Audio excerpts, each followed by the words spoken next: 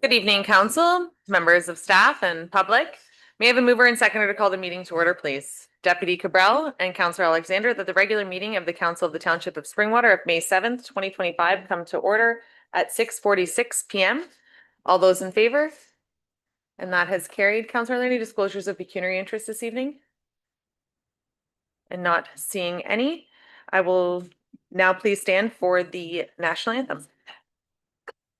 Let's do a little bit.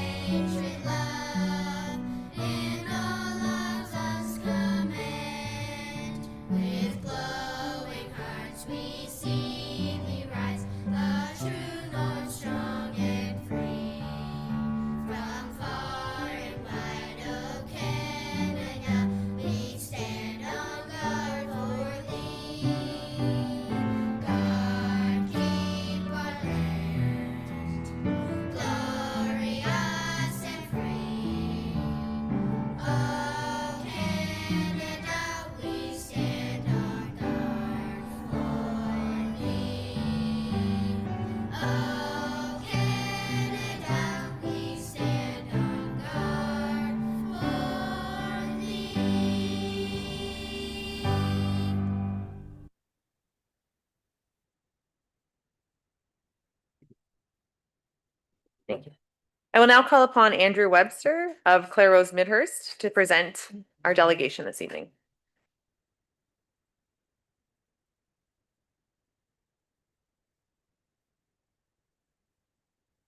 Good evening, Mayor and members of Council. My name is Andrew Webster. I'm here with Clare Rose Midhurst GP, make a presentation about Midhurst Heights project.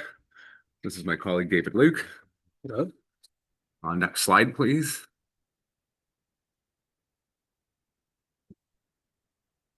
We're here tonight to seek council approval for a couple changes that would help both Clare Rose and the township move the project forward. Apologies, I'm just gonna ask that you pull the microphones in as close as you can. Thank you. You know, I know they're. I remember the next slide and forgot the microphone. I'm sorry, guys. We are seeking council approval of changes that would help both Clare Rose and the township move important projects forward and provide benefits to the community. Significant progress has been made on site over the last few years, and home construction could start this summer. Sanitary capacity has been confirmed, and we think we're very close to being able to register, subject to staff's comments.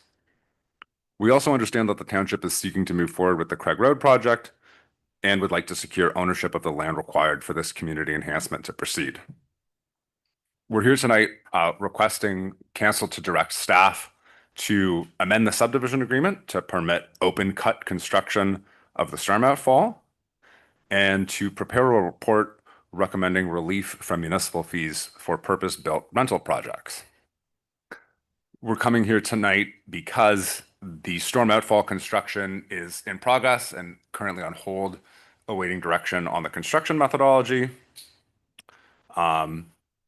Relief from municipal fees is important to being able to proceed forward with the purpose-built rental project, which will enable Springwater to collect development charges and accelerate completion of the first phase of the community. We think this is an opportunity for Springwater to demonstrate leadership on housing starts and permit the township to control its own destiny. And we'd be happy to work together with the township to advance the Craig Road project by providing the land that's required. Next slide, please. Thank you, Andrew. Just a brief update on where we are with our storm outfall. So the design of the storm outfall was approved in late 2023. The method of installation for the section within Craig Road, as indicated in the signed state. Slide, please. Oh, sorry. Thank you. So So the method of installation for this section within Craig Road, as indicated in the signed Stage 3 subdivision agreement, was by trenchless technology. We're here today to request approval to complete the Craig Road portion based on the same approved design and location, but with an alternate construction method of open cut. To date, we have installed the portion along Gill Road between our subdivision and Craig Road, including a new road asphalt restoration along Gill. Our goal is to complete the remaining portion within Craig Road this summer. Next slide, please. The revision to open cut would impact an additional 20 trees to the original 46 trees based on trenchless. Our arborist evaluated and approved all trees that are slated for removal. Once the storm outfall has been installed, restoration will include a new trail constructed with limestone screening, which is an improvement to the current dirt surface. Next slide. And I'll hand this back to Andrew. Thank you very much, David. Move on to the purpose-built rental project. Next slide, please. I'm sure it's not lost on any members of council that homeownership is becoming a challenging prospect for young Canadians. On the left-hand side of this slide, you'll see that the homeownership rate is actually currently in decline and has been since 2011, which is a somewhat shocking statistic to me when I learned about it. But when you look at the right-hand side of the slide and you see how prices have increased relentlessly over the past 40 years, it's not surprising. In the 1980s, index prices were in the mid-30s and they're now at 110. I don't think incomes have increased 3.5 times in the same time frame. Next slide, please. The major hurdle that is preventing young families from getting a foot on the property ladder is the size of the down payments that are currently required. When you look at the startup costs of ownership housing versus rental housing, there are significant upfront cash requirements for ownership housing. On the right-hand side of the slide is an illustration for someone who lives in Springwater and is earning Springwater's median income and seeking to purchase Springwater's median home. If they were able to save 20% of their pre-tax income, and I'm not sure if any members of council, we just did our taxes. I was not able to save 20% of my pre-tax income. That's a pretty tall order. It would take those folks 11 years to accumulate the required down payment. And for people who are of, a vintage similar to mine, they would have finally crossed that 11-year milestone just before the pandemic and would have watched prices rocket out of reach once again and go back to saving. Next slide, please. The Rose Corporation spends a lot of time building rental housing. Our projects, other than Midhurst, are exclusively focused on building rental apartments. We recognize that there's an opportunity to bring rental options to the Midhurst community. And we think it could be an important option because it provides a similar lifestyle and allows young people to get on with their lives without waiting for that 11 years to accumulate a down payment. The image on the screen is one of the draft sort of plans for one of the units in the houses that we're proposing to build. We think that this product offers significant lifestyle benefits compared to rental apartment buildings that are not currently available. I like to do some woodworking and fix up my bike when it's not working, so having garage space is very important to me, and I imagine that's true for many other residents in Springwater. It's nice to have a place to store your garbage cans. One of the benefits of rental housing is that it's typically lower maintenance because the landlord takes care of many of the property maintenance obligations, and we expect to include snow removal service and landscaping service. So all the houses are going to look beautiful and there'll be a consistent look and feel to the rental portion of the community. We also think that it's important for the tenants to feel some pride of ownership and to, to pull into your driveway and see your own front door. We think that this product could serve other customer segments in Springwater's demographic as who are seeking to downsize and maybe not have to clear snow all winter or tend to their lawn. And could age in place with single floor living that doesn't require a lot of stairs. As I mentioned before, the product would include professional management and secure tenure. I don't think it's a big issue in Springwater, but young people who are renting from investor landlords in Toronto face the risk of being kicked out of their rental units through something called a landlord's own use exemption. And that's one of the risks of relying on informal landlords to create rental supply. Professional landlords do not have that option and don't do it because it's a bad business practice. And I think it's a benefit that we can offer to potential renters in the Springwater market. The most important feature for me is the backyard. I think that's a huge element of the lifestyles that current residents of Springwater envision for themselves and is not available in apartment towers. And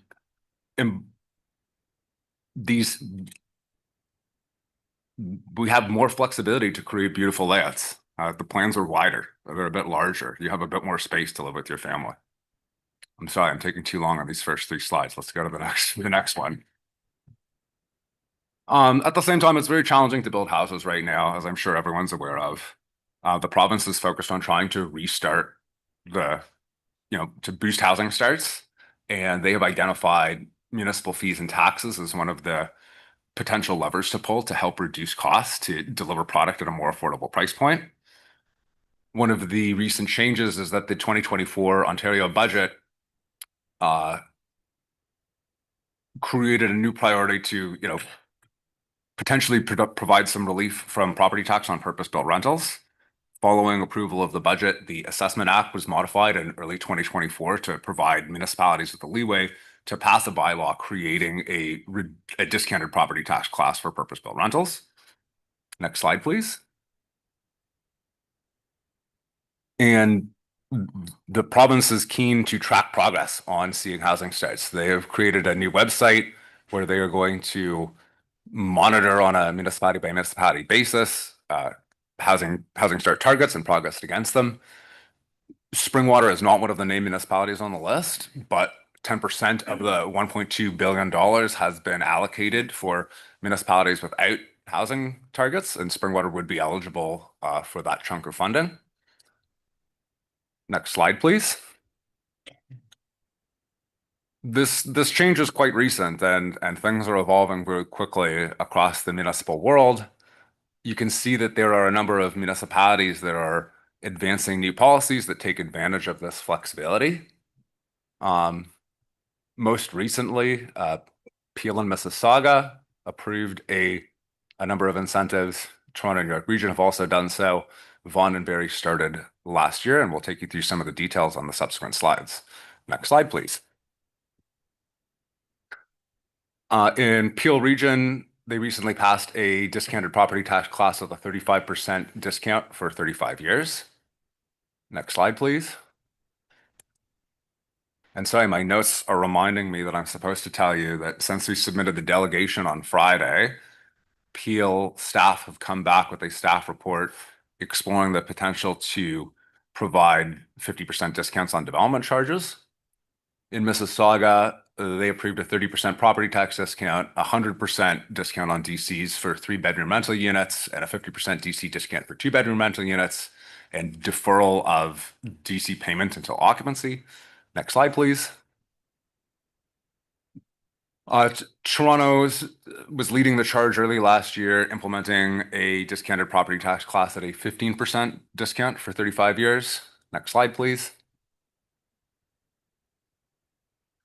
Toronto also provides a complete exemption from DCs on rental multiplexes and a discount on parkland that would be worth 5% of the land cost. There are also significant incentives. Next slide, please. This slide is, again, out of date. York Region has been evaluating providing a property tax discount. They passed the discounted class last year, but did not include a discount. I'm happy to report that since we submitted the delegation on Friday, they have opted to proceed with a 35% property tax discount. Next slide, please. York also offers DC deferrals up to 48 months, and council has directed staff to investigate interest-free 40-year deferrals for all non-luxury rentals. Next slide, please. Vaughan did the Walmart rollback and just said, okay, we're taking them back to whatever they were in 2018. And on a single family house, that was a 50% discount. Next slide, please. Barrie has a very comprehensive program that includes a 50% tax discount over 10 years, DC grants, and a per door capital grant. Next slide, please. This table is a summary of the policies that we've seen implemented across the GTO over the last year and a half. We recognize that Springwater Council is keen to begin collecting the DCs that have been talked about for a long time to deliver the community improvements that everyone's waiting for. And we do not think that that is a fruitful area on which to focus the discussion. And so we are coming here tonight seeking the 35% discount on property taxes. You'll see that there are other incentives on here, like a tax increment equivalency grant. There are complexities associated with implementing that in Springwater because of the two-tier structure with the region and the municipality. And we don't think that that's either a fruitful area to focus upon. And on the far right-hand side, you can see a list of the various municipalities that have implemented each of these policies. I recognize this is a lot to digest, and I'm probably over my 10 minutes, so I'll stop talking. And if you have questions, please let me know what you think. Thank you. Thank you for the presentation. I'll turn to council for any comments or questions. Councillor Fisher. Thank you. I thank you for the presentation. I think there's a lot to unpack here. The certain aspects of it, the professional management. I know I've spoken with people in the community since you were here last. That is a positive. I definitely want to see this referred back to staff for a few reasons. One, I'm personally fine with the open cut. I like the professional management. There is some debate about the fourplexes within the community, so I think that needs to be addressed. But also the financial portions of it need to be explored a little bit more in terms of the impacts of how the DCs would work, and you touched upon that. So I think that that's certainly above my pay grade. I think it should definitely go back to staff. One thing I would like, and I think that this is something very important to me and to Ward 5, is the discussion of land for Craig Road. And everything's a system of compromises. Craig Road, and you're probably sick of me hearing it, but it's a very, very important piece of infrastructure for Ward 5 and Springwater as a whole. When I say it's a system of compromises, are staff willing to look at certain things when we acquire a certain piece of land that's really vital to that piece of infrastructure? What that looks like, I don't know, but I would like to see this go back to staff so we can take a look at what that equation would look like. Thank you. Councillor Thompson and then Deputy Cabral. Thank you, Mayor Cogland, and through the chair to Mr. Webster, I guess. Thank you for the presentation. I see a great need for this kind of product in our community. I have a few questions regarding it. I'm in favor of it as well, to go back to staff. First question, how soon could you be in the ground? Second question is, this 35% property tax that reduction you're proposing, does that just go to your bottom line, or does that get passed on to the consumer in any way? Does that make these rentals more affordable? And third question, is there any opportunity to replace these 20 trees that are being removed? Mr. Webster. Sorry, the first question was about that is a tough one. We have an architect furiously working on this. If we can clear the various hurdles associated with registration and pull a building permit, we think that we could be constructing homes as early as next month. The architect's working on it. We've reached out to trades. It's going to be very difficult to make work, but like it's definitely a this summer type thing. With respect to where do the where do these financial incentives fall into the overall pro forma? The answer is that the project is likely not viable without them, and if we're not successful tonight, we'll need to reevaluate whether or not we could proceed forward with it. The third comment with respect to exploring investigating the trees, yeah, I think we should explore that with staff as part of the referral back to them. We noted that one of the members of the community is here tonight, and we'd like to talk to him about ensuring that whatever outcome we come to is acceptable. Because Dan, I'm sorry you're going to bear the brunt of the construction. Deputy Cabral? Thank you, Mayor Collin, and through the chair, I would like to see this actually go back to staff as well, but for a different reason. I'm in favor of the affordability piece. I'm in favor of the professional management piece too, and certainly waiting 11 years for folks to. And it wasn't like the family income was way up there or way down there. It was actually still substantially high that you were basing that on, and 11 years is a long time to wait. And by the time they get there, as you said, it's another hurdle. What I would like to do though is all of the municipalities that you'd mentioned, best of my knowledge, they're all upper tier. And I would also suggest that they also had housing targets and they may have been given some incentive money by the provincial government. So I guess my question would be, when this goes back to staff, how they managed to implement the reductions and whether or not part of the reduction came about as a result of directing some of those provincial funds that they were given to offset the loss of taxes and DCs, because we're not upper tier. So I don't know whether or not that would be something that could work the same way here, but certainly something to explore. And that's why I would like to see staff have a good hard look at it and see what they can come back with. We're happy to work with staff to help answer your questions. And we've been in touch with some of the municipalities that have implemented these policies recently and could, offer to set up one-on-one conversations so that you can hear it directly from the horse's mouth. Thank you. Thank you. Following Councillor Fisher. Just to bring it back to Craig Road, I'm not in favor of adding rental units and more people to the subdivision to an extent. But I really do have to stress the fact that Craig Road really should have been there prior to the subdivision going in, prior to, and I'm not putting that on the developer, maybe more the municipality. It is vital to clear traffic from the subdivision so it's not coming through existing Midhurst. We're already experiencing traffic, speeding, we're dealing with growth within the community. And, when I hear we can build next month, I'm not opposed to it, right?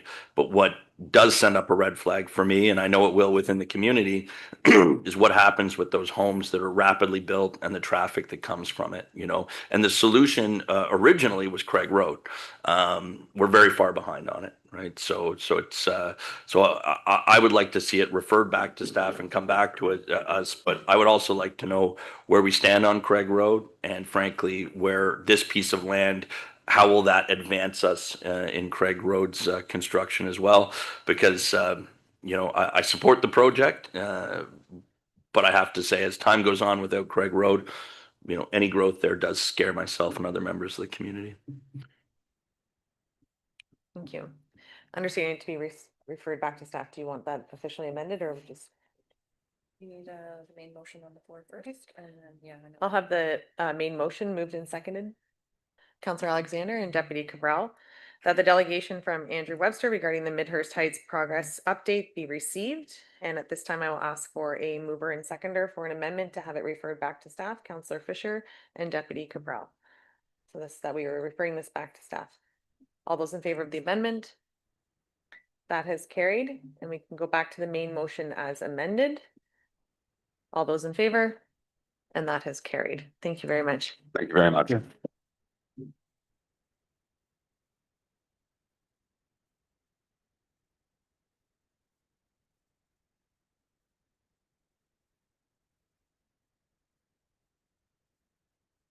We are now moving on to our question period. Now we'll turn to Clerk Marshall. Have there been any submissions received? Thank you, Mayor Coughlin. There has been one submission received. I believe they are here in person. Mr. Mike Harris, if you want to come forward.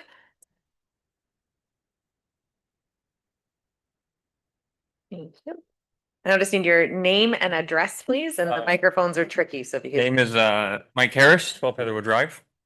I want to say thank you, Mayor and councillors, for hosting this meeting. I'm sure dealing with public isn't easy. I want to say thank you to my neighbors showing an interest in our governance and holding our government accountable. Crucial step in a functioning democracy. I will preface this saying I just had dental surgery yesterday. Thank God I don't live in America, but lucky to you, it limits my ability to speak. My question is related to the Transportation Master Plan. And I just want to bring in some information before I ask that question, and I'll refrain from using outside sources. I will simply use the information provided in the TMP. 80% of the trips in our township is to leave our township. By far, the primary destination is our most populous neighbor, Barrie. Midhurst, being the part of our community that is closest to Barrie, is projected by 2041 to more than quadruple the population to over 20,000 people. This is a massive increase. This alone, just by the traffic, the movement of all these people, is enough to warrant a functioning, active transportation network. However, I will bring up another point. The most important point, which I feel is largely ignored when reading the TMP, and that's safety. 3,000 collisions were reported simply in our township from 2018 to 2022. That is including the lockdowns and the shutdown of our economies during COVID. To no surprise, it states that more collisions are on the most trafficked areas. Most traffic area by far in our community is Highway 2627 going into Barrie. I'm not here to talk about vehicle-on-vehicle collisions. I'm here to talk about vehicle and vulnerable traffic collisions. Vulnerable traffic is walkers, runners, cyclists, wheelchairs, strollers, mobility scooters, these electronic skateboards and unicycles that our kids are using. A collision between a vehicle and one of these is not just a statistic. This often equals death. This equals PTSD, not just for the individuals involved, but everyone on our busiest route who unfortunately gets to witness what a 2-ton metal vehicle going 80+ kilometers an hour does to a fleshy bag of liquid that once was a human, that once had a name, that once had a family, that once had a future. This, in a more macro level, reduces our production as a community. This incurs massive costs for our municipality and the parties both directly and indirectly involved in these collisions. You cannot have a functioning active transportation network if it does not involve our busiest, most dangerous route that connects us to the most primary destination that we are all traveling to. I deduced 2 reasons why we are having this massive oversight of an active transportation network. One is that Springwater does not take our traffic reduction and safety seriously. I hope it's not that.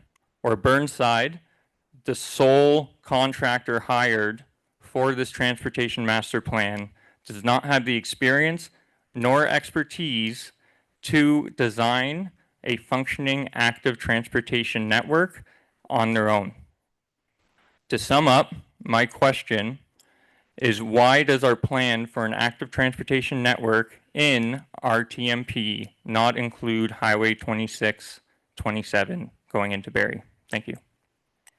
Thank you for that.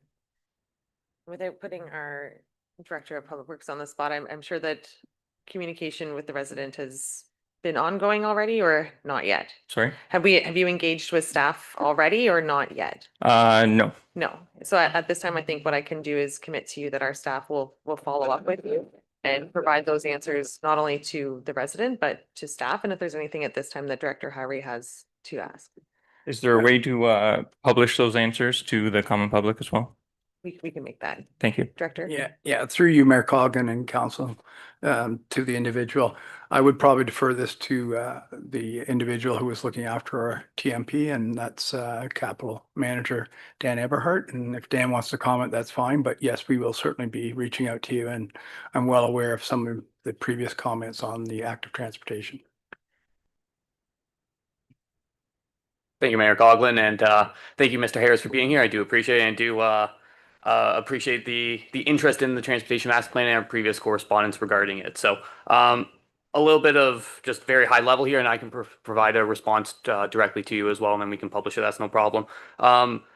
Bayfield Street is a county road, or sorry, Bayfield Street is an MTO road south of Spence Avenue. North of Spence Avenue does turn into County Road 27, so it's under the jurisdiction of Simcoe County. So south of between Spence Avenue, further south there is under MTO's jurisdiction. As part of our implementation and our plan here on the transportation master plan, we have looked at what is obtainable and achievable on our roads primarily, because we control what we can control on our right of way. When we're talking about what we are proposing on a upper tiers roadway, it becomes their jurisdiction for the most part. So we do have limited control over what the MTO or the county do on their roads.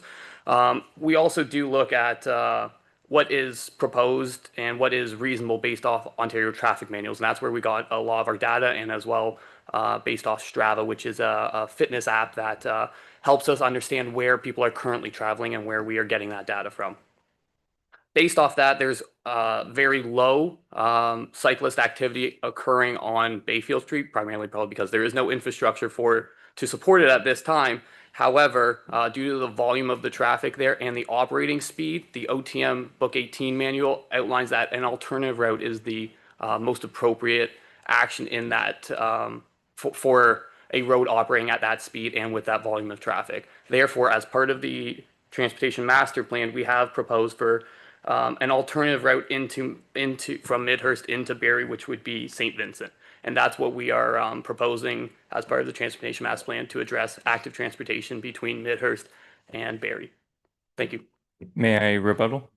I'm not going to allow a rebuttal. I Okay. will allow that this can be taken up, and I will ask staff to include the County of Simcoe in the correspondence so that we can ensure that a comprehensive answer is given back to you, and we're not just saying, no, it's the county, no, it's the township. So we'll make sure that we get back to you. Thank you, Mayor. Thank you. Thank you, Councillor.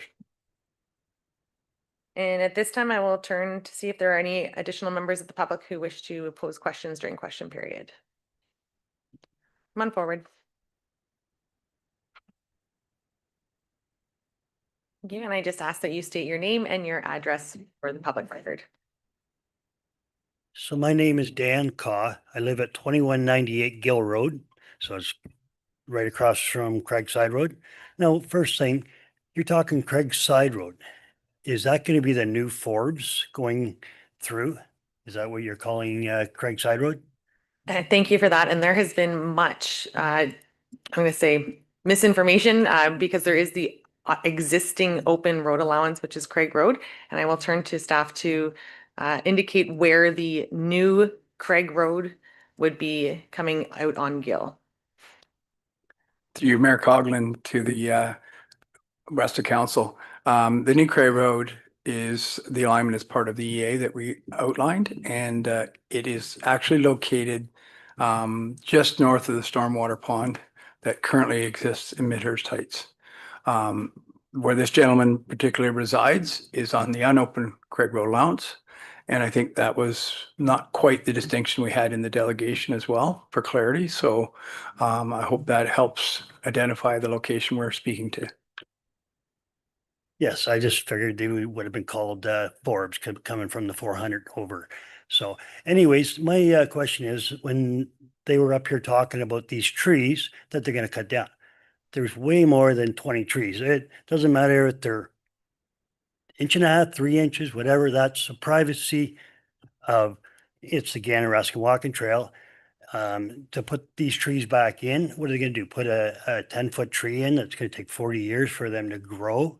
I know that things have to carry on. We got to get things moving with this pond and everything, because the water that's corroding that Craig side road when they're pumping it out in the last month is disgrace to the what they've done anyways to me. And they're going to pump all this water out. They're going to take all these trees down. Now my property, I have no privacy, and they're talking about putting stone down. How long is this Ganaroskin walking trail? How many 100 miles, whatever it is? It's all dirt. Why waste their money on putting stone down in 100 meters? To me, it makes no sense. They're spending money on something that's not really, leave it dirt, leave it the way it was, right? The other question, I don't know if anything's changed, but the new Craig Road, it's coming from the 400. We're trying to get traffic away from Finley Mill, away from Midhurst. Why would they be running 2 lanes when it goes through? Is it going to go still 2 lanes to the 27, or are they going to make it 4 lanes so we can get the traffic across to 27 and into Barrie or wherever it's got to go? Just kind of questions that I wanted to kind of find out what was going on with these trees and what they're going to do, because they're going to, I was talking to Director Harvey? yeah, I was talking to him, and he was saying that they've already approved the Ganaroskin Walking Trail, and Nottawasaga Valley has already approved for them to pump or let so much water go into this drainage pipe. Who's monitored excuse me, who's monitored this over the last 10, 15 years? When Glenn Beers had the farm, or wherever that subdivision is right now, it was crops, it was field, it was trees. The water's going into the ground. The last 3 years since they've dug all this dirt up, there used to be a drainage pipe that would go beside my neighbor's house, and that was a natural water swale. The water's washing everything out because all the water's just running. Now it's washed out the Ganaroskin Walking Trail. It washed out Glenn Beers' property.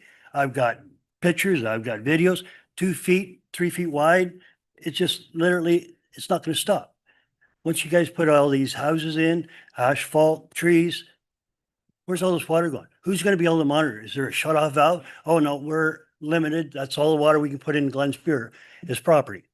How is this all going to, be controlled?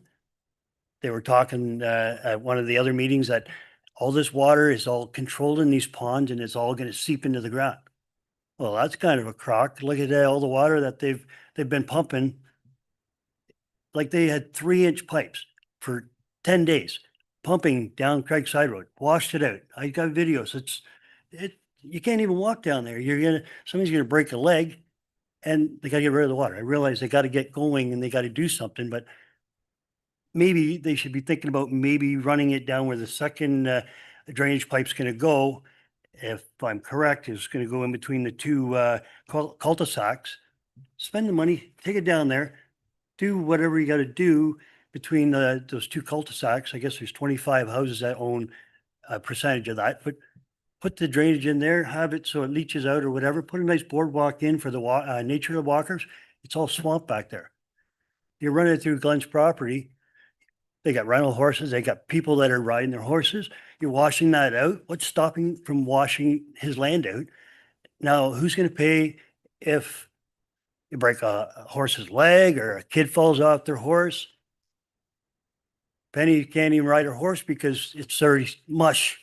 You can't even walk. She's got to watch where she's walking. Like to me, it's pretty, I don't know, it's just not managed very well. And I know we got to get going on it and we got to figure something out, but I just kind of a little concerned on, going the right direction here and then what are they going to do when they cut all these trees down, right? Like it's going to be a mess. And I know like the guys were saying, it's going to be 2-3 months beside my house. It is what it is. Once it's done, it's done. But if they could leave that 1 row of trees, it'd be great. Like they're only 3 to 6 inches, right? If they could work on the one side of the tree line from my property to the tree line, they could run all their equipment down there and then they could dig on the north side of that property if they were doing that. And they could leave those mature maples and the nicer trees that's there. Like, I don't know if anybody, but I heard them saying that there's 20, 30, 40 trees that they're cutting out of there. There's a lot more than that that they're gonna be cutting, right? Some of them are dead ash, but Hmm. anyways, that's, Thank you very much for your comments. And I will say I was fortunate enough to be taken on a side-by-side tour by your neighbors. yes. And I definitely saw way more of those silver tags than the number 46 that was presented in there. So I don't know which those trees are. I would also like to thank you and your neighbors for your, I'm gonna say, indulgence as this has all been taken forward. I was standing there as dump trucks were destroying culverts on neighbors' properties. And I can say that the way that you've been mindful of the development will move forward, but trying to work with the community.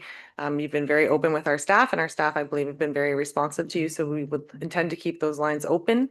And as questions do, often when you leave the room and you don't have a microphone in front of you, something else comes up. So please do feel forward to bring that forward to us, and we'll have that considered as part of the report. I'll turn to Director Harvey for any comment before we move on. Thank you, Mayor Coughlin. And just for clarity there, I think I've outlined to Dan here and his neighbor that there is the overall stormwater concept, which is to mimic the existing drainage, was a 60-40 split. And what he's referring to is as future phases develop, 60% of the water from those developments is to go further on Gill Road down to McGowan Place and I think it's Briarwood Court, but that's the ultimate outlet that has yet to be constructed. Only 40% of the existing drainage is to go down the unopened Craig Road lots. And that's matching the existing drainage patterns that was there previously.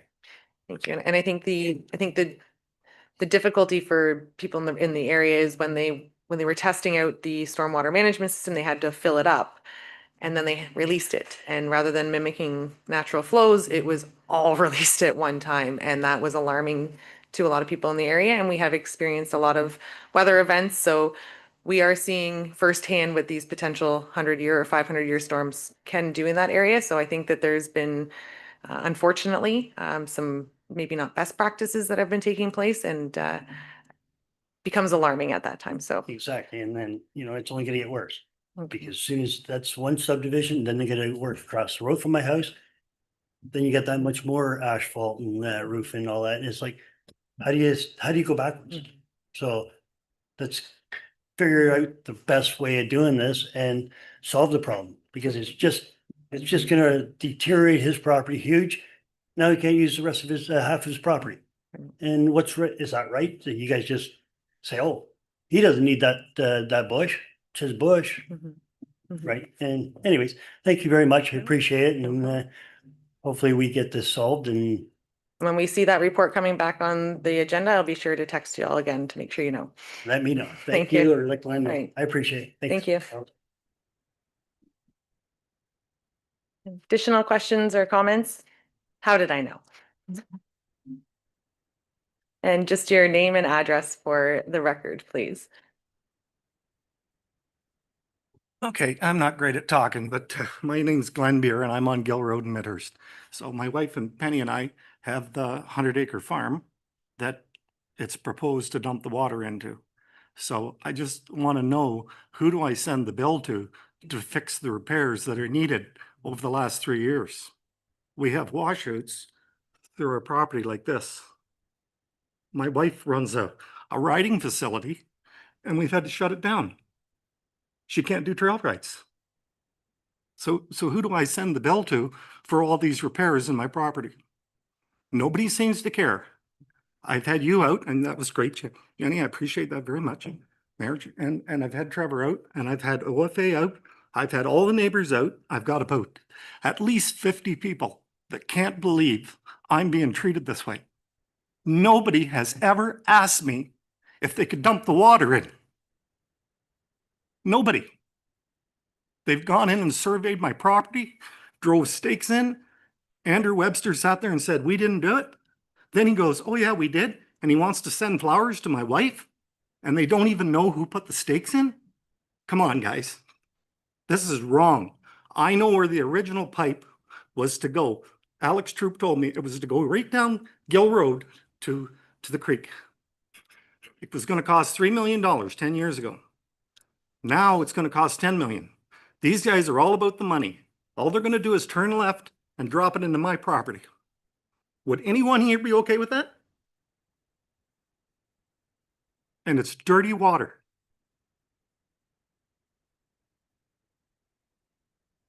Penny sunk yesterday in our property, 2 feet with a horse in the bush on our trails from all the water they've dumped down through our property. They pumped water for 10 days. You were out and saw it. Trevor saw it. Everybody saw it. It's a joke. I've paid taxes in this township for 35 years. And this is how I get treated? It's wrong. Thank you, Glenn. Thank you. Your comments have been heard, and I do think if there's any, if the follow-up questions, if Mr. Beard does want to reappear, that's great, but we can try and direct them to staff. That's right. Thank you. Counselor Fisher?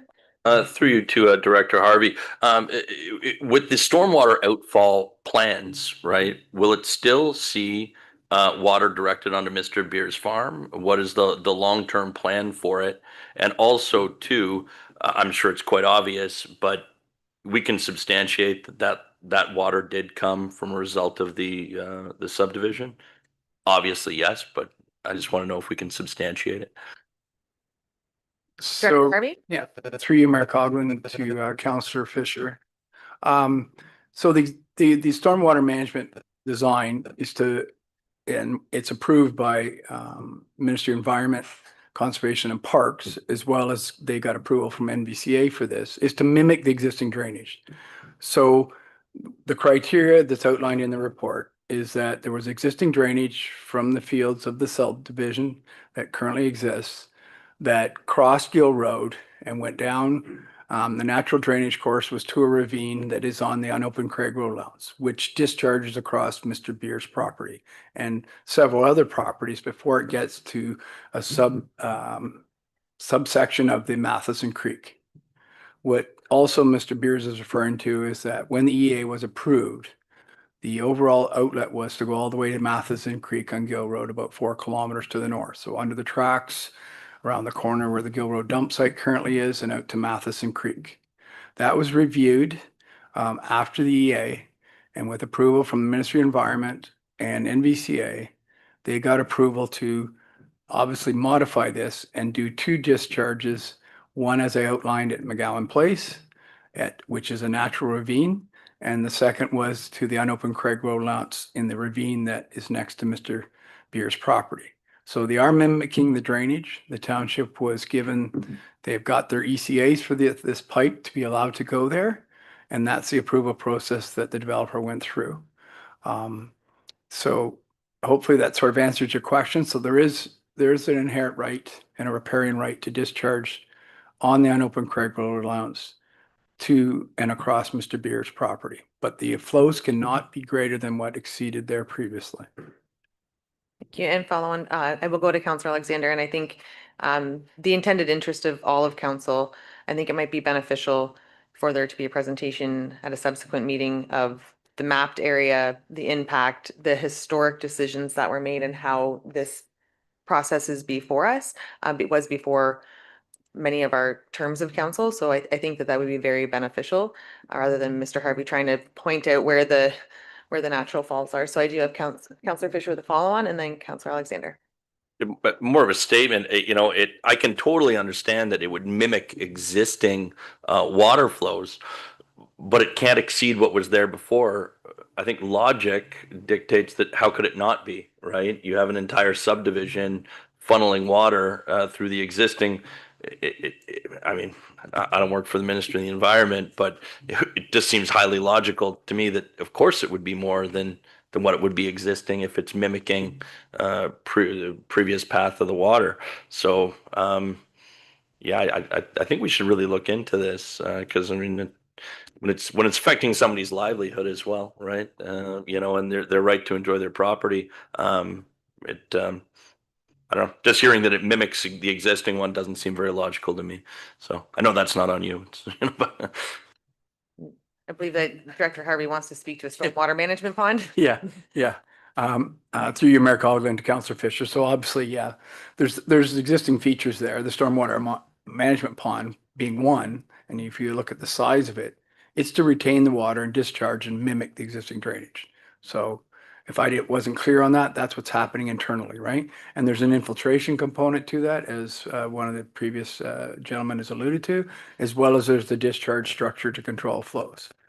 What happened this spring was that without approvals for the outlet, which was before you in a delegation today, there was no outlet for the existing Gill Road pipe that they put in the ground. It was, for lack of a better term, the bathtub.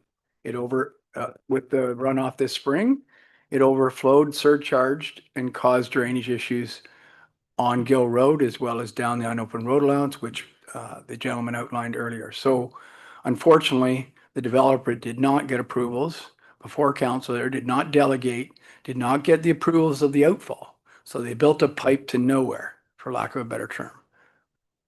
Counselor Fisher and then Counselor Alexander. Sorry, I just and thank you for that. So I can definitely see that the stormwater outfall, the pond fills, and then it is supposed to disperse it to mimic what was there before. But because the open cut or whatever the drainage wasn't in place, so I see the logic there. I guess my question, there's two questions. One, once that is completed, will the problem cease to exist on the farm?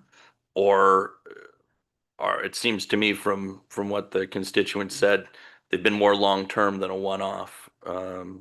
So will this cease to happen once that work is completed, the open cut and the drainage?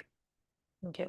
And I think that we'll answer this one, but then I think that this is getting into an opportunity for us to have a report and information in front of us. And I think that the approvals from NVCA and MOE would suggest that, yes, that would be the intent. I think and I think the understanding is that when the structure that they built, that we got the tour of, when they filled it up, they released it all at once without a stormwater management pond. So when you're seeing all this water rush onto your property, you lose faith in what we have approved and what MOE has approved. So they're not seeing, and seeing is believing. So I think that that's where we're caught, is in between two significant events that are leaving our residents very alarmed. Director Harvey? Thank you, Mayor Coughlin, and I would agree with that statement. That's literally what it was. They weren't complete. So a couple things that we've witnessed through the development was that obviously prior to the pond being in place, there was discharges during the construction process that obviously caused some erosion of our road and some cross culverts in Gill Road.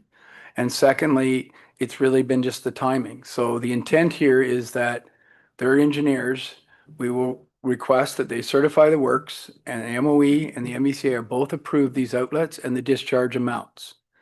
So we are relying on those people and their engineers to ensure that this mimics the existing drainage.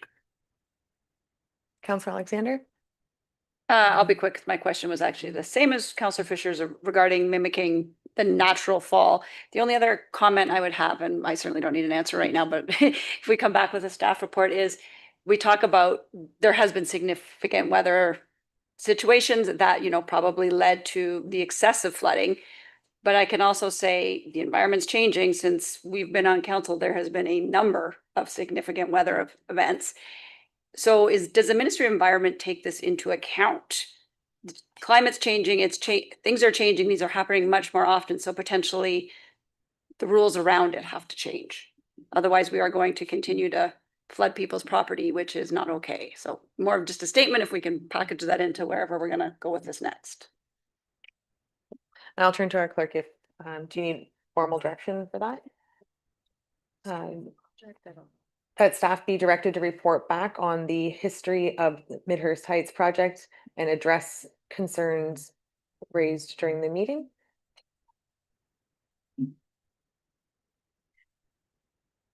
Have that moved by our local Councillor Fisher and Councillor Alexander. All those in favor?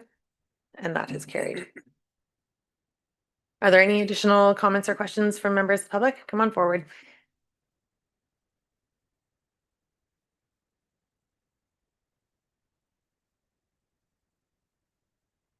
Thank you. I'll try to be short. It might be at least 2 hours. Ken O'Brien, I've lived here 52 years. I've worked all that land that this development's going on at one time.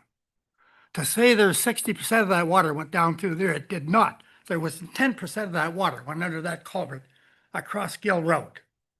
So that is totally wrong. You people are elected to represent us, the people of the township. How much more do you think we can put up with bumpy roads, Finley Mill Road, Russell Road, Gill Road? How much more do we have to put up with? This was only going to take a little while to put that pipe down to the, and it's still, they're closed off. I stopped the other day and I said to the guy, if you guys are here much longer, you won't need to bother filling that hole in the corner. You can use it for your grave. Thank you. Represent the people you're elected to represent. Thank you. I know his address. Not seeing anything further?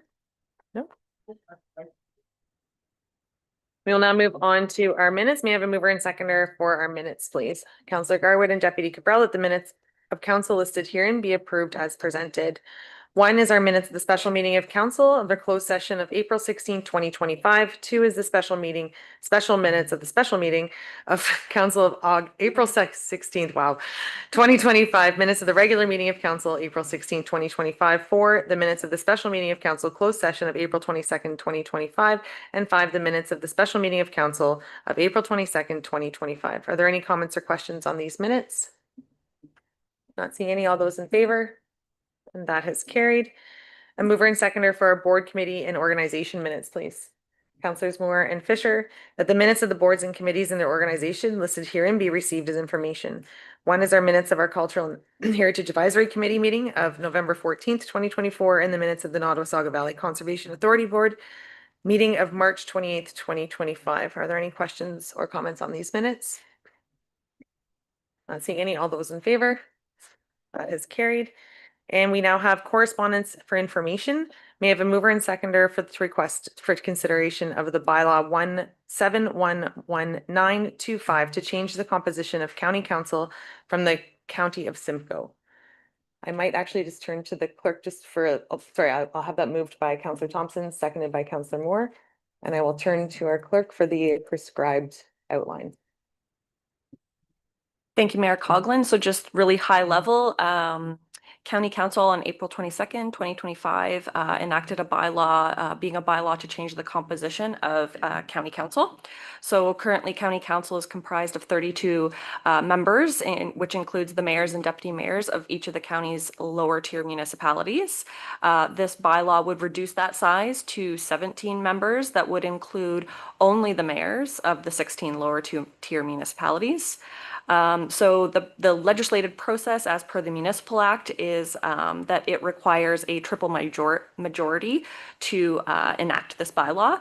The first step being it needed to get a majority of votes on County Council in favor, which that has happened.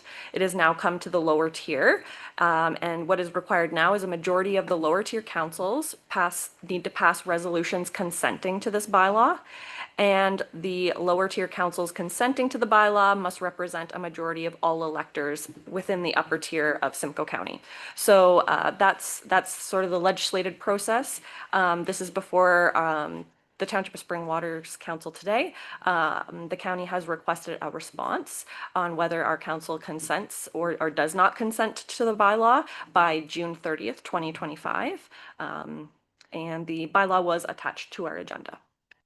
Thank you. And before I do go to members of the public, Deputy Cabral and I did discuss this during agenda review, and after we have a discussion, it would be desirable to defer this.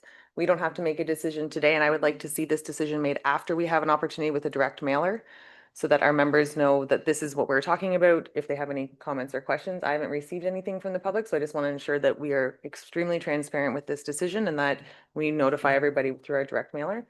And that would just be through a deferral, but we can open the floor for any comments or questions this evening.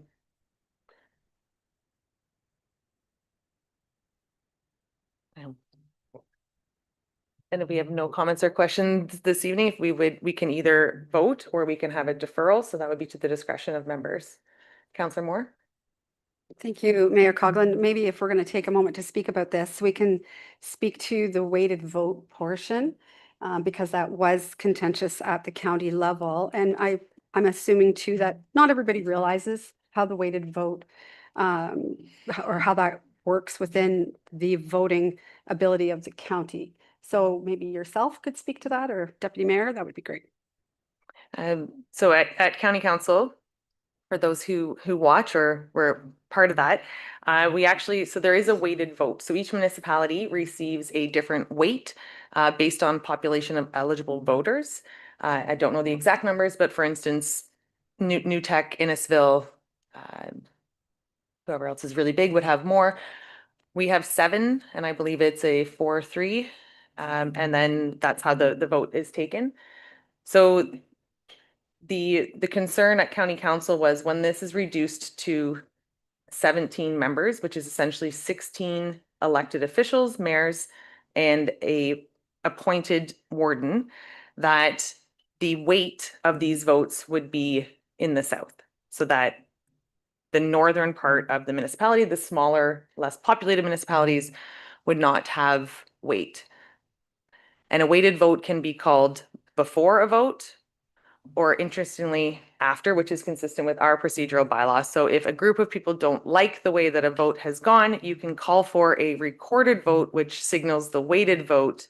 And interestingly, when we were voting on the weighted vote portion itself, it came down to 16, and there was someone away, and it was defeated, but then a member called for a weighted vote.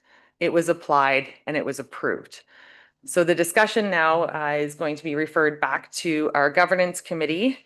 We meet on the 20th, I believe, to better discuss when a weighted vote can be used, how it can be used, obviously on things such as budget, but is it appropriate on governance? So that is going to be forming the discussion to be brought back to County Council. However, a weighted vote does require the 2/3 majority. So the process that we are finding ourselves in now, this to be passed down was passed by a weighted vote. However, it was 17-15, 16-15. Just your microphone. Deputy Cabral. I think what they did when they finally passed this particular part of it, outside of governance committee looking at it, they did a vote and then they compared the weighted vote, and this time both passed. Right, so this was passed to us with a weighted vote. However, the majority of council did also vote in favor of this. So the 2/3 portion that we're finding ourselves in now, if our council votes in favor of reducing, it's going to require 9 municipalities to pass it. And those 9 municipalities, when you add them all up, have to have enough of the voting population as a majority. So for instance, if Springwater, Tiny, Tay, Essa, if we all agree, Severn, if we all agree that this should occur and the larger municipalities don't, it won't pass because we won't have that. That's why it's the triple majority. So it has to be by the majority of county council, the majority of councils, and then the majority of the population. Deputy Cabral? Thank you, Mayor Coughlin. I think an easy way for folks to understand this is if you took the population, they base it on 5,000, I think increments of 2,000 after that. Well, you'd have about 50 or 60 people at county. That's where the weighted vote comes in. So based on your population, you're allocated a number of votes. And what they're looking at down the road is governance, is when that can be used, as the mayor has said. But this is specifically whether or not we should reduce the number of council members at the county council from 32 to 16 and elected mayor or warden. So. Okay.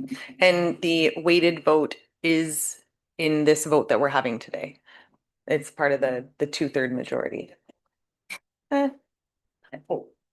Deputy Cabral? Yeah, to your point earlier on, Mayor Coughlin, with respect to letting the residents in Springwater Township know this is going on. I will say that at the county level, I advocated for that. I thought it was important for it to come back and let the residents have their say and their input on it too. So I would ask that the actual vote be deferred so that we can actually get input from the public, those that might be interested in providing comment or providing some direction before council takes the vote at a later date. So I would be asking for a deferral. And we have a motion for this to be deferred, and I would just be looking for a seconder for that, please, Counselor Fisher. Anything further, council? And would you like a specific date for this to be returned, Clerk Marshall?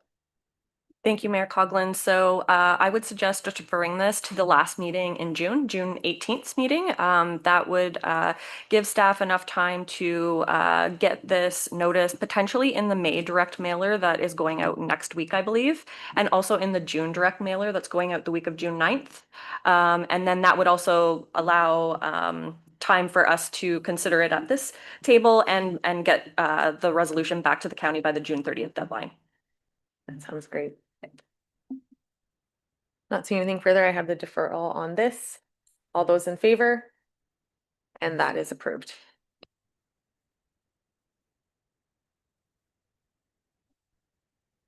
We are moving on now to item 7.2. It's a resolution in the opposition of strong mayors moved by Deputy Cabral, and a seconder for that, please. Councillor Fisher, and I will turn this over to, would you prefer the clerk or yourself? I don't know if you want me to speak to it first, or if you just, I wouldn't want to Deputy do Cabral. it first. First off, you know, it may be a bit of a symbolic gesture because we actually do have a strong mayor, and the strong mayor powers are in effect. But I'm not lost on the fact that the other municipalities, 5 of them, including the town of Aylmer, town of Perry Sound, town of Greater Napanee, township of Zorro, municipality of North Middlesex, have all expressed their opposition to, and I'm not going to say it's an opposition to every single aspect of the strong mayor powers, but they have expressed an opposition and passed resolutions at their councils to let the provincial government know and other municipalities know that they're not necessarily in favor of it. It's not as if this is something that is coming from this council all by itself, but I felt an obligation to some folks that did reach out to me about this to put it on here. And I will tell you, it was a bit of a difficult decision because it does seem like it's a bit of an adversarial approach, but that's not the intent of this. I personally struggled with strong mayor powers when they came out for the larger municipalities, and they were given incentives to jump on board. That hasn't necessarily happened with our municipality. I think it's also important for us to consider that there's Timmins, and if you do look online and you kind of start looking up strong mayor powers, it won't take you long to find out that there's a good number of councils that have concerns about it. And as I say, I don't have concerns about every aspect of the strong mayor powers legislation, but there are some parts of it that I do have some difficulty with. But you've got Timmins, Newmarket, New Tecumseh, rejected strong mayor powers due to concerns about centralized decision-making. Norfolk County declined the powers, citing governance concerns and a preference for collaborative decision-making. And Mayor Ian Boddy of Owen Sound signed documents delegating powers back to council and the city manager. And strong mayor powers were rejected by Perth as well. So that's why it's on here. And I think it's also important that residents understand what the strong mayor powers are about. And also that residents understand that, they play a part in this as much as anybody else does. So that's why it's on the agenda. That's why these particular resolutions came to us. I fully expect to see that some other municipalities will continue to possibly pass resolutions in a similar vein. So that's why it's on here. But I will ask Clerk Marshall to read it, if she does not mind. And, it's something that I think is important for Mr. Ford to know, that not everybody's necessarily happy about this legislation. And I, for one, didn't like it as a resident, and as a councillor, as I say, I see some difficulties with it, not all parts of it. There's ways to achieve the provincial priorities without some of the items that are contained in the strong mayor powers legislation. Clerk Marshall? Thank you, Mayor Coughlin. So the motion before council reads, whereas the Ontario government has expanded the strong mayor powers to 169 additional municipalities, which grants mayors in these municipalities more authority, particularly concerning the control of municipal budgets and planning decisions. And whereas this proposal has raised significant concerns regarding the centralization of power, erosion of local democracy, reduced accountability, and the potential for the abuse of power.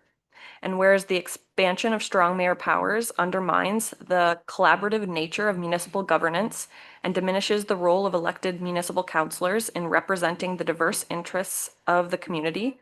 And whereas concerns have been raised about the negative impacts on public trust, democratic participation, and municipal decision-making processes if mayors are able to bypass council decisions without adequate consultation or oversight. Now therefore be it resolved that the Council of the Township of Springwater opposes the strong mayor powers and that the council formally expresses its opposition to the Ontario government's expansion of the strong mayor powers to preserve local democracy, transparency, and accountability. Further be it resolved that a copy of this motion be forwarded to the Ontario Premier, the Minister of Municipal Affairs and Housing, all Ontario municipalities, as well as the Association of Municipalities of Ontario, so AMO, for further action. Thank you, Clerk Marshall. I'll turn to other members of council for comment. Councillor Fisher? Thank you. Yeah, I think it's important to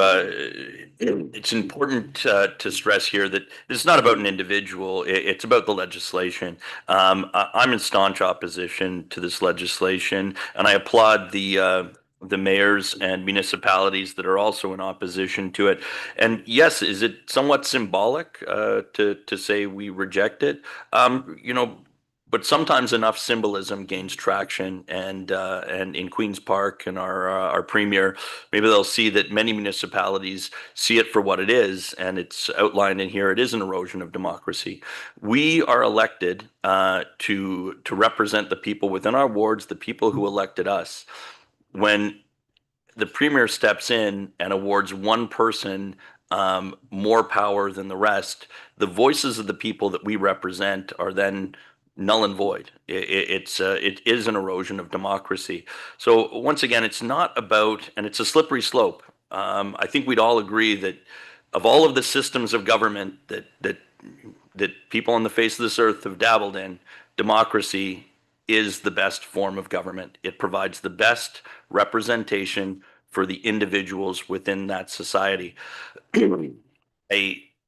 I feel that this is very poor legislation, and it doesn't lead us in the right direction. It also, in time, I think we will soon realize in years or decades that this was an erosion of democracy for the people, and hopefully we change our ways with it. But once again, it's not about an individual. It is about the legislation. And, so I would like to see this letter sent. I would like to see it sent to Mr. Ford but also Mr. Downey as well.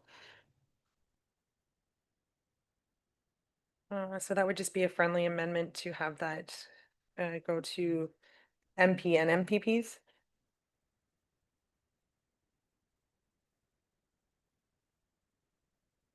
Councillor Garwood? Thank you, Mayor Coughlin. Just speaking in regards to this discussion, and thank you to the Deputy Mayor for putting it on the agenda so we can have this open and transparent discussion. It is important. And again, I agree, it's not about an individual, it's about policy in general.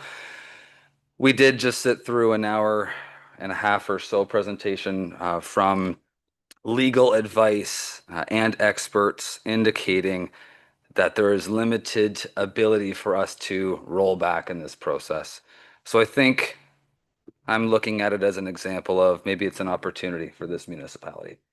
Maybe it's an opportunity for this council to come together, continue to deliver on the good for the community and the people and the folks that we represent.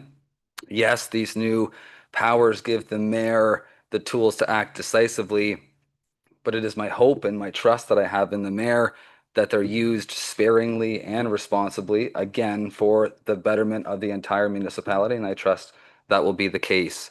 It is also my hope, and I've already shared this with the mayor, that matters continue to come back to this council for discussion and deliberation, regardless or not if the mayor has the unilateral ability to make significant decisions. It's important that the public is aware, and as other members have put it, the elected members of this council can advocate on behalf of our respective residents. So I see this as a turning point and an opportunity for us to come together.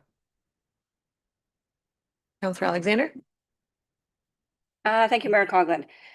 So myself, again, I'm looking at it from a legislative angle. I was against these from the very beginning when they first came out. Again, I just read what everyone else, not everyone else, what certain members of this table are saying and what you hear other kind of municipalities say. I do think it circumvents democracy, and I do have an issue with that. This is probably 100% symbolic. I do agree. But to Councillor Fisher's point, sometimes enough people pushing a symbolic resolution may actually get some traction. And I think we have to take a step back. Again, Mayor Coughlin and I had the conversation because she did reach out after the powers were granted, which was very appreciated. And I did let her know my stance on it. And again, nothing to do with Mayor Coughlin. I think we have to look past just this council, because anybody, like, we have what, a year and a half left? And yes, Mayor Coughlin got an overwhelming, majority of the vote. Your mayor can also get one extra person voting. Like, it can't just be about what our table has right now. We have to look into the future, because this is going to continue to roll down the future. And I do feel it's a slippery slope. And personally, I'm against actually all aspects of it, but there's certain things specifically in this new legislation, like the fact that our presentation had a subsection which was called miscellaneous, which pretty much says to me, really, however you want to angle it in there, you can probably angle it in there. And again, not at all saying, and I don't feel that's what Mayor Coughlin's going to do. However, you are going to probably have mayors across this province that do that, and that's not okay in my mind. So I will be supporting this, but to be very, very clear, it has nothing to do with the specific council. It is the legislative piece that I'm not okay with. Again, regardless of how we vote on this, Mayor Coughlin is going to have the power. And I am trusting in her that she will use it sparingly and when is needed, and continue to collaborate with council. So I just don't want the vote on this to be contentious in that it's against this specific council. So thank you. Councillor Thompson. Thank you, Mayor Coughlin. So I obviously am not in favor of this motion. I was delighted when I saw that strong mayor powers was being passed on to the township of Springwater. I think it's because of circumstances like ours that this authority was passed on. When I was elected, I won by 20 votes. Really a very short margin, and some of the residents of Midhurst voted for me. Part of my ward encompasses Midhurst. I think the mayor's vote should be weighted more than what my vote is. You look at the voting record of our council. This really is, we say we can't take it personal, but you look at the voting record. Our mayor, who was elected by a landslide, said very little to say. The voice of the people haven't been heard through her on some really major issues because of the 4-3 split. So as symbolic as that is, there's a very clear message we're sending to the public here. I think strong mayor powers will benefit our community greatly. Will benefit the residents of Midhurst, will benefit the residents of all the different wards that are represented here. And I won't be voting for this as whether it's symbolic or not. And I think that strong mayor powers gives us a real opportunity to move forward in a positive way for a change on a positive path. And I have great trust in our mayor. I have Councillors Moore, Fisher, and Deputy Cabral. Thank you, Mayor Coughlin. Just a couple of points for follow on. I sat through the education just like we all just did and learned a couple of very important facts. And one in particular was that the strong mayor powers were appointed to those municipalities that had a 7-member council or more. It really didn't have to do with anything that was happening within the council. So I don't like that narrative. I also learned that the system we have right now that works in our country has been in place for over 200 years. And our province, Ontario, is the only province that has incorporated this sort of structure. And, why then haven't the other provinces? Why is it just Ontario if it's so great? So there's that. And I do believe that the democratic process that we have provides checks and balances for councils. And so I will send this letter, or I will support to send this letter, because it is purely symbolic. It doesn't have anything to do with this council. Like I said, it had to do with the size of our council. And it really doesn't have to do with anything but to say, and that we also support staff. I did find some research that AMCTO, which includes our clerks and treasurers and managers, along with the support of about 25 municipalities, had sent a strong opposition letter to the province to say they didn't support this legislation. And so to show their support and to show that I'm behind what they say, I will support to send this letter. Councillor Fisher and Deputy Cabral. Partially in response to Councillor Thompson's remarks, I actually tried to not look at it on our council level. I actually look at it on more of a macro level. Is this something, if I were never on this council, is this something I would want in my system of government? Would I want representation? Would I want my voice represented through my representative, or would I like their power to represent me taken away? I believe in democracy. I think this is an affront to it. I also have to say that the tired narrative of the 4-3 split. I'll say it's annoying, frankly, to hear it constantly.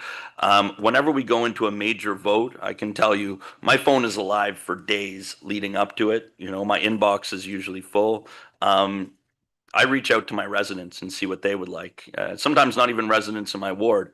So when I vote, I like to think that I'm voting for the people who elected me and the people whose voice I am a conduit for up here. So if I happen to vote that way, it's because I've been asked to, or I feel strongly about it, or I've consulted people in the community. So with strong mayor's powers, I feel, and I think the education we received tonight tells me that I lose that ability to be that conduit, that voice for people in the community. So I very strongly oppose it. And once again, it's not about this council, right? It's about democracy and governance in general. And I think that I'll say it. I think Mr. Ford made a very poor calculation when he came forward with this legislation. Deputy Cabral. Thank you, Mayor Coghlan. And I think the piece that has to go out here is these particular resolutions are from other municipalities. They're not from our municipality. They're from others, and they're not the only 5. These are just 5 that came in our councillor information package last week, and I asked that they be put on to the agenda. But the only thing I'm going to point out here is this was announced in early April. There was a 1-week commentating period, which some councils probably didn't even meet during that week to be able to either discuss or send anything to the provincial government. But the dates on these is April the 16th, which was the last day for the commentary to go in, I think. And then Parry Sound issued theirs on April the 22nd. Greater Town of Greater Napanee issued theirs on April the 23rd, Township of Zorro, April the 24th, and the Municipality of North Middlesex, April the 24th as well. So these powers were already on the books and coming in on May 1st. These folks here had passed the commentary period and still took it upon themselves as a council to pass these resolutions. So that's why it's on here, and I'm obviously going to be supporting it since I put it up. Thanks. Oh, sorry, Mayor. One other thing. This strong mayor powers came about in order to, because of the building houses more faster. And that was one of the reasons there was incentives to the original strong mayor municipalities that were provided for specific housing targets. But the Association of Municipal Managers, Clerks and Treasurers of Ontario have done research and have found that the strong mayor powers have not resulted in the attaining the priorities that the provincial government wanted them to. So that's just another part out there that maybe that's one of the reasons why they're not supportive of it too. Thank you. And just on the housing targets, I did point out to the new minister that what Springwater is already experiencing, the growth that we already have on the books, far outweighs that of Bradford East Willenbury. A lot of the pledges that have been made who were receiving financial initiations for the contribution to the housing pledge. So trying to express to them that while Springwater was kind of ahead of the mark with the development that our residents are, is there an opportunity for us to get some funding to go along with it? Because if we're doing the exact same thing and pledging and building more homes than other municipalities that did get money, it'd be kind of nice to see that go along with it. I did see Councillor Garwood and then Alexander. Thank you, Mayor Coughlin. And just speaking to the checks and balances, understanding that this council is also still learning. Again, we just had a session an hour and a half ago, so it's all new to us as well. From the research that I've also put in personally, understanding that while strong mayors might be in effect in legislation as of May 1st, there is also a veto option, and that does not remove council's authority or say or voice. At the end of the day, 1/3 majority on most items, and I use most loosely because again, still learning the whole process itself, still requires additional support beyond the mayor. So that does not remove the ability or the role of the other 6 members that are sitting up here. I think that's really important for the public to understand, but also I know this council is understanding that as well. And I came into this wanting to keep things positive and not look backwards too much. I think it's easy to do that sometimes. I agree with Councillor Fisher. The 4-3 split talk is exhausting and no one wants to talk about it anymore. Unfortunately, there's a reason everyone talks about it, and that's because that was the reality. And I say was because I hope, again, we can move forward. And maybe these powers don't need to be utilized. It changes the way that we do business in this municipality moving forward. While we took an oath 2.5 years ago, things were very different then, but part of our job is also to amend and adjust with the changes as they come. It's our elected duty to be able to go with the times, whether we like it or not in certain scenarios, and do what's best for the community. So again, I just wanted to remind people and also remember that these priorities or these powers are also focused on provincial priority. It does not give Mayor Coughlin a magic wand to run around Springwater and do what she wishes to do. So I'll leave it there. Actually, if you could repeat that part, because the amount of phone calls that I've been getting for rezoning and severances and everything that goes along with it. Yes, these are very specific. They need to be tied to provincial priorities. I did say Councillor Alexander, and then I do have comment. Sorry, I just have a quick comment, and that was on your last statement regarding reaching out. And I would encourage you to please continue to do so. I appreciate that you did to advocate for, we are going to get these. We already have them. You have them, probably are here to stay. But I would like to see the province step up and provide some funding for infrastructure, which we all know is really our biggest barrier. I feel it hasn't been this council table to development. It is the lack of infrastructure that we have. So thank you for advocating, and please continue to do so. Thank you. And as members of the public will see tonight on our agenda, we do have the first bylaw. Clerk Marshall and I have spent a lot of time together working with those who we can find, and even just trying to find best practices, who to reach out to. There is no 1-800 number with the ministry that you can call and say, what is the interpretation of this? What does this mean? So we have sought legal on things. We've turned to best practices from examples of other municipalities. Even things as presenting a bylaw, there is no required notice. Mayors can just simply come and halfway through a meeting go, oh, by the way, I'm going to do this. Clerk Marshall and I have decided that our agenda, or put it in with the regular bylaws and just kind of sneak it in there. We've decided to have a separate section on our agenda so that it's completely transparent. Reach out to members of council before the notice does come from the clerk's office. We're rolling with this. There's not a lot to learn. When you do become a mayor or a deputy or a councillor, you can reach out to other people, but to reach out to other strong mayors to see how they have been enacting this into their communities and their fabric of their communities, trying to do our best with it. And as we continue to move forward with it, if there's any changes or anything that doesn't seem to be what we were hoping it to be, we can go from there. This is a learning process. And at this point, we do have the motion before us. We do have it moved and seconded. Is there any further comments or questions? Not seeing any. All those in favor? And that has carried.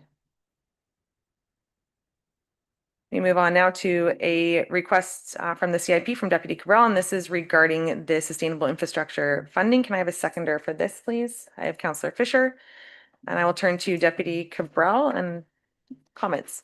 Thank you, Mayor Coughlin, and through you. This is another resolution. Unfortunately, I don't have on here where this one came from, which is fine. It's a resolution also in the, do you have it? Thank you. Clerk Marshall. Thank you, Mayor Coughlin. Through you to the deputy mayor, I did actually mark down, we received a few of these through the months of February and March. So other similar motions passed to this effect from Thunder Bay, Peterborough, Richmond Hill, Marks Day, Warren, and Niagara-on-the-Lake. So I just, Okay, yeah. thank you, Mayor. Thank you, Clerk Marshall. And I do recall asking that because I was very certain I'd seen it at least, one or two times before, but after having seen it a couple of times and then reviewing it again, the first time I saw it, I was a little bit not confused, but thinking, okay, here's another one where they're just trying to get money. But after I started thinking about this particular one, it's about getting a piece of the pie for a municipality where these funds are actually being generated, for lack of a better term. The land transfer tax that happens in Springwater Township, maybe there should be a little bit of that to come back to Springwater Township with respect to being able to help us offset costs that we always are putting on our taxpayers, maybe provide some more additional funding for infrastructure so that we can move the township further along. And in respect of the GST, that's something that is applied to housing and whatnot, was the same kind of an idea. And when you look at this, it really does kind of make some sense that the provincial government want us to build more houses. They want us to do certain things. Now they've got strong mayor powers to prioritize those provincial priorities, yet there's not necessarily the funding to go with that all the time. So that's what this here is about. Some other municipalities have passed similar resolutions, and I'm hoping that we can pass a resolution at the table tonight and see where it takes us. If there's enough voices out there, maybe the provincial government, maybe the federal government will turn around and say, yeah, maybe we can assist our municipalities by providing them some additional funding. I mean, we do get funding from the gas tax, and we do get funding for annual, what's that one? I'm sorry about small communities, small township funding packages.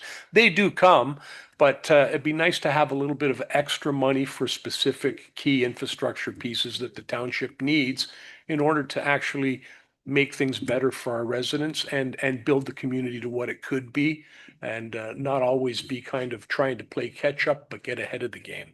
So that's what it's about.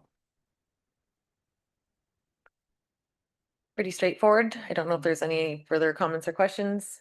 It has been moved and seconded. Council, all those in favor? And that has carried. Council, we do have our next three items are a communication from the Agricultural Advisory Committee, and I was hoping to the discretion of council that we can go through these before taking our break on action reports. So we have a mover and seconder for the memo from the Agricultural Advisory Committee regarding the product exemptions and reduced load restrictions. I have that moved by Councillor Fisher and seconded by Councillor Garwood. And at this time, I will turn to our chair. Excellent. I'd like to see this referred to staff so that we can liaise with the agricultural committee. And I understand actually Director Harvey's actually looked into this already, and I was hoping you could speak to it a little bit more. It's very important that we support agribusiness within Springwater, and this is one thing that came out of our sessions in the agricultural committee. So, Thank you. Director Harvey?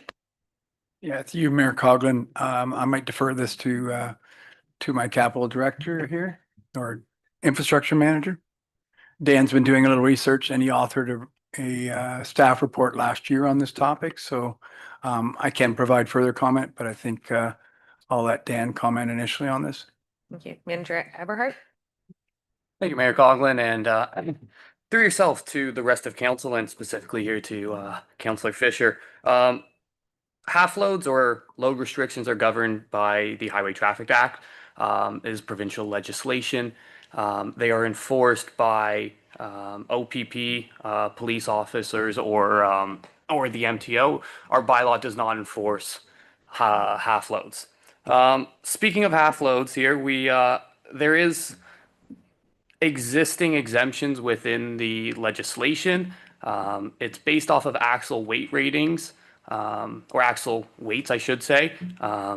Depending on the classification of the vehicle and what the vehicle will be used for is what governs it. So the Section 122 of the Highway Traffic Act speaks specifically to commercial motor vehicles. It does not speak to farm vehicles. It does not speak to off-road vehicles. It is only for licensed commercial vehicles.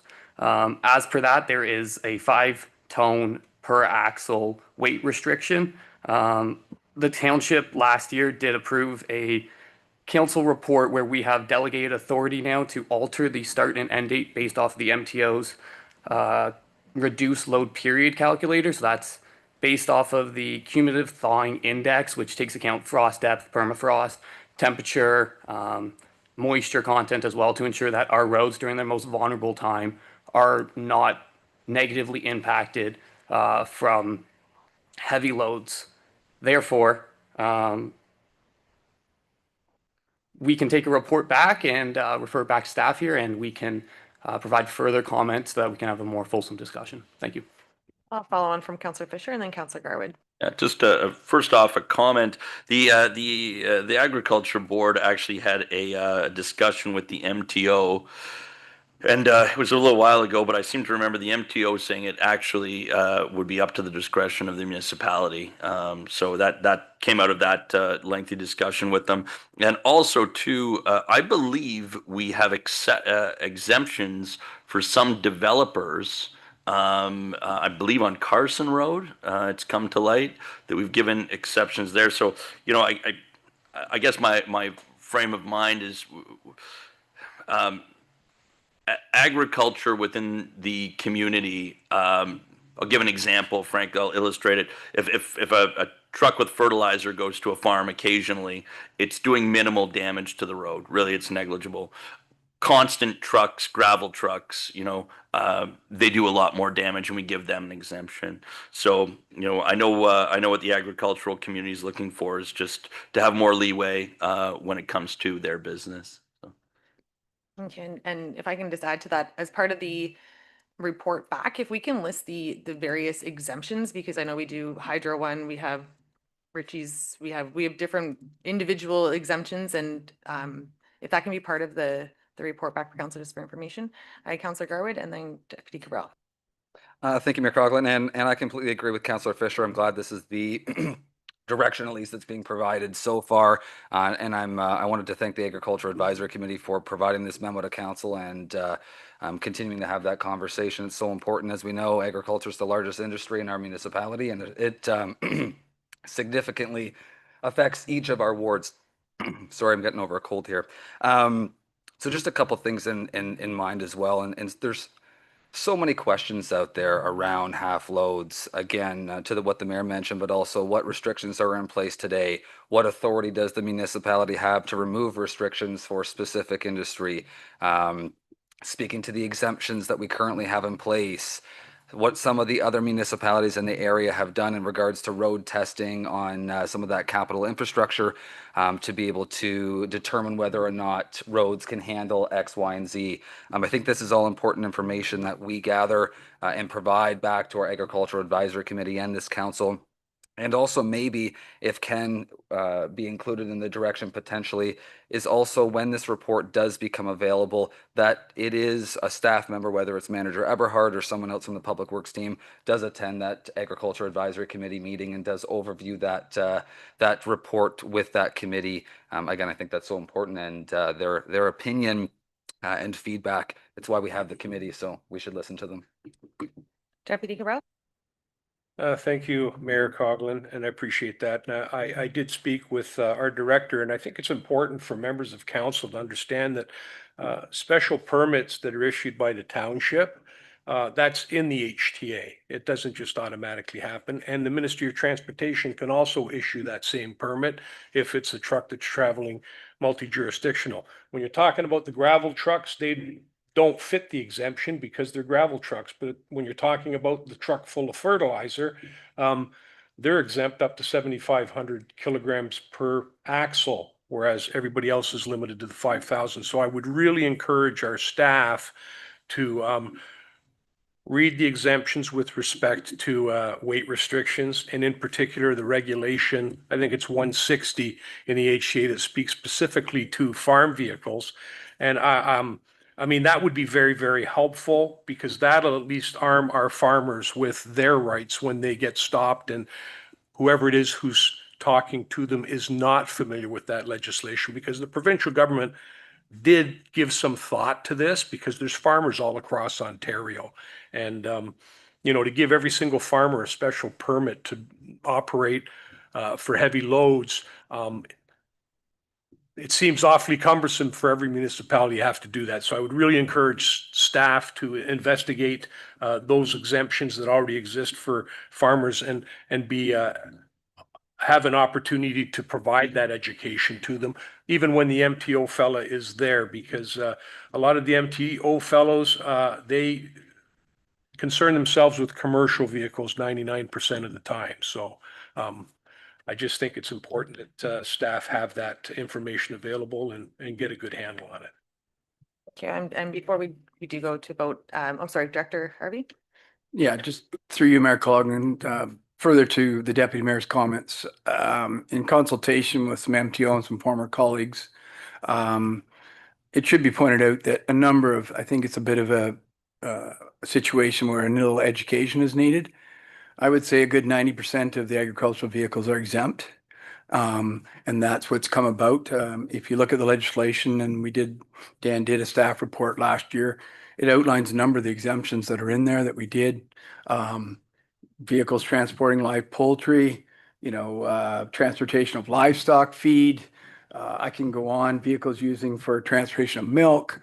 Like, there's a number of exemptions. So when I spoke to the colleagues at MTO, it became quite clear that the legislation was specifically to allow for a lot of the agricultural industry throughout Ontario to have delivery of their needs. And that's why the restriction is higher to the 7,500 kilograms per axle. And that's related so that the farmers could get the fertilizer and delivery of feed or whatever they need to obviously carry on their business. So I think to Councillor Garwood's point too, I think a little bit of an education. A lot of these activities are exempt. And I think the agriculture community needs to know that, and that's why the legislation is there. And again, the enforcement of the legislation is by the province and OPP and not by the township. Thank you. And I think it's a few years back, my family is originally from Clearview Township, and my dad's solution to this years ago is he actually added 2 axles to his Kenworth and decided that was the solution to his problem. But we did look for a more permanent solution, and a number of business owners within the Creemore area and farmers alike were able to work with the municipality to get a full load route through the township. And as part of that, they hosted a information session for residents where they had the MTO available, they had the OPP available, and it's education. We learned a lot about husbandry vehicles that night and all the requirements of bumming down the road. But I think as we move forward with this, I think we're looking for a solution. There was a lot of opportunity there, and I see that here as well. So I don't hear our staff saying no. I think we're saying how can we work with our residents, and I think that an information session open to the public and hopefully other municipalities that are neighboring municipalities who have similar concerns would be a beneficial part of this. So we do have, Director Harvey. Just one more comment, Mayor Coughlin. We also need to be cognizant that our road network is not exclusive. We do rely on the county. This initiative would have to go somewhat, in my opinion, go countywide because, as you know, we have many neighboring municipalities. The half load restrictions are there for a reason. We work together. When we lifted the half load restrictions last year, it was in consultation with the county. It was in consultation with all our neighboring municipalities throughout the county. So I just everyone needs to be cognizant that this does impact the county and other municipalities around us. And further to that, with the county's mapping system as to where the half loads are, where is exempt, where it's not. Had many requests to have that updated because it's not very easy to read. So I think pulling the county into this discussion and how we can work together would be beneficial. Councillor Garwood. Thank you, Mayor Colgan. I'm glad you mentioned that because the second piece of the resolution from the Agricultural Advisory Committee was correspondence with the County of Simcoe. So whether it's an information session, whether it's a delegation, whatever that end result ends up being, I would like this direction, should there be direction tonight, to be communicated with the County of Simcoe. But again, I do think it's also worthwhile from an education standpoint up here, understanding we have one member on the committee, we can't all be sitting at the Agricultural Advisory Committee. We can attend as members of the public, of course, but the work that they do, I think, would be useful for this council to get a bit of a snapshot. I know we've heard from some of our committees over this term so far that advise this council, so maybe inviting them as well to come to council and delegate might be an appropriate matter at some point.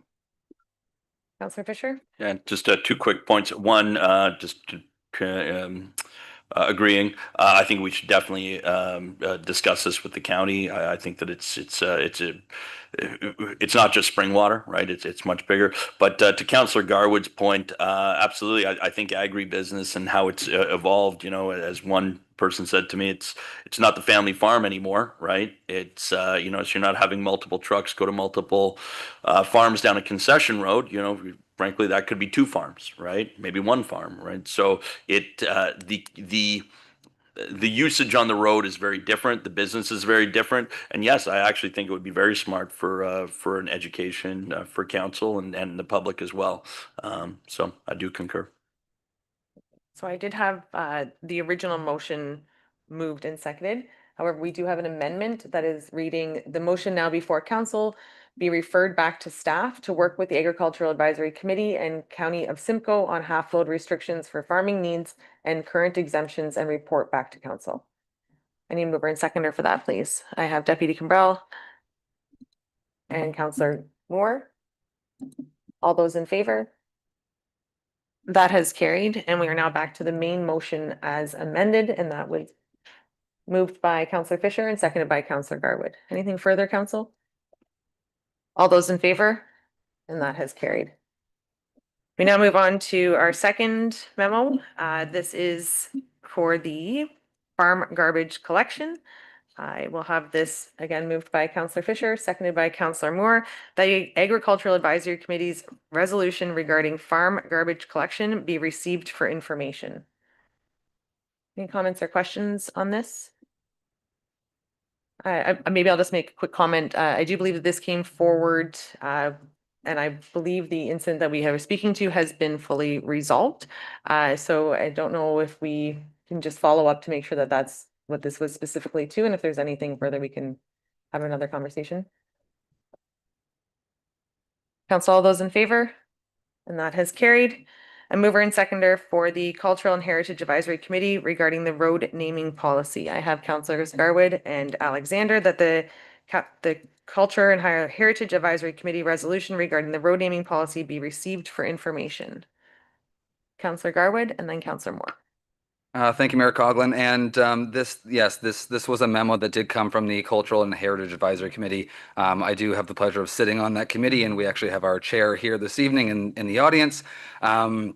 This is something that I actually brought forward to staff back in the fall, I believe it was last November, and has come through conversation at the committee table in regards to the existing road naming policy.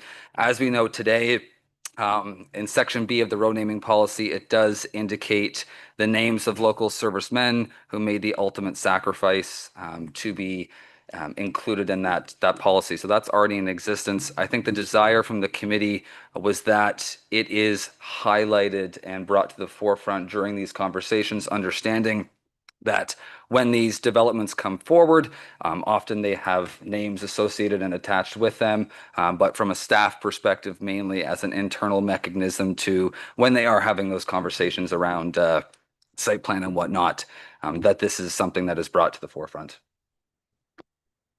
And I was mistaken. Your hand, Deputy Cabral. Thank you, Mayor Coughlin. I think part of it too with that policy, Councillor Garwood, is the fact that they're kind of numbered. And maybe what should happen is get rid of the numbers and maybe move the service piece up to the number 1 slot. I would also suggest that if there's going to be names available, that we should possibly attach an appendix to it with those names on it. So as the names are utilized, they can be kind of checked off. Of course, that would mean that they would have to cross-reference them right now to all the names that are currently in existence so they can cross off the ones that already have streets named after them. But that would be something I think I would like to suggest anyway. Councillor Fisher. I thank you for the committee for bringing this forward. I think, it almost seems to me like we need to advocate for it internally, right? It's on the books, but we need to advocate for it when it comes forward. So I agree with the appendix being there, and I agree with this coming forward. So I think we just, as a council and our staff, need to push for this to be on the roads with the developers, right? Not just not a suggestion. Councillor Garwood. Thank you, Mayor Coughlin. And yes, an agreement with everything that's been said tonight. I do believe, and I will let CAO Heron correct me if I'm wrong, but I do believe there is an existing appendix that does speak to certain names. I'm not quite sure how outdated that might be, so it might need to be updated. And something that I talked about last fall was working with our local Legion and our local service clubs that might have that data and that information to ensure that we are being respectful and including those names. But I did have that conversation with then Director Heron, and I'm not sure if Director Heron has anything further to add, but we did have an at-length conversation. CAO. Thank you, Your Worship. There is merit to staff having a new look at the names list that we have, because it could well be outdated. The bylaw itself, the road naming bylaw, is an older bylaw. The names list that we have may not include a fulsome list of those who paid the ultimate sacrifice. There have been Afghanistan, for instance, more recently. So in looking at this bylaw and taking into account the suggestions that have been made at this council table tonight, I think staff can reach out to the Veterans Affairs, Ministry of Defense, or whoever we have to reach out to in order to fully complement that list so that it's accurate. Thank you. So the amendment that we would need to have is to that council endorse that the Cultural and Heritage Advisory Committee's recommendation to emphasize the option of names of local servicemen who made the ultimate sacrifice for future road namings be updated as part of or be included as part of the bylaw update. Does that provide? Perfect. I think that captures it. Council, all those in favor? And that has carried. So that was the amendment, and we're back to the main motion as amended. And that was moved and seconded. Anything further, council? All those in favor? And that has carried. And at this time, we will take a 15-minute, 10-minute, 10? I know there's no clock. And my time's different than Mark. 10 minutes and we'll 10? Great. And we'll be back for the action reports.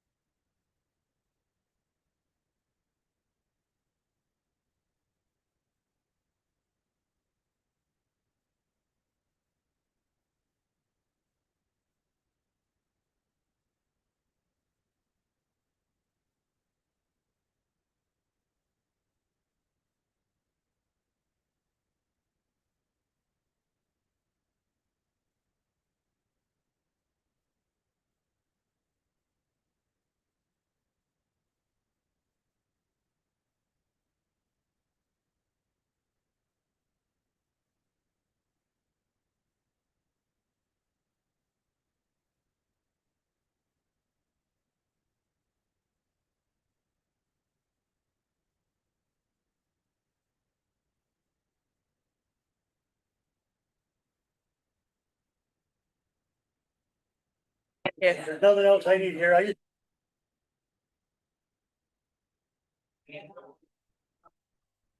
Are we good? We're good? All right, council, staff, and members of the public, we are ready to move on to item 9, which is our action reports.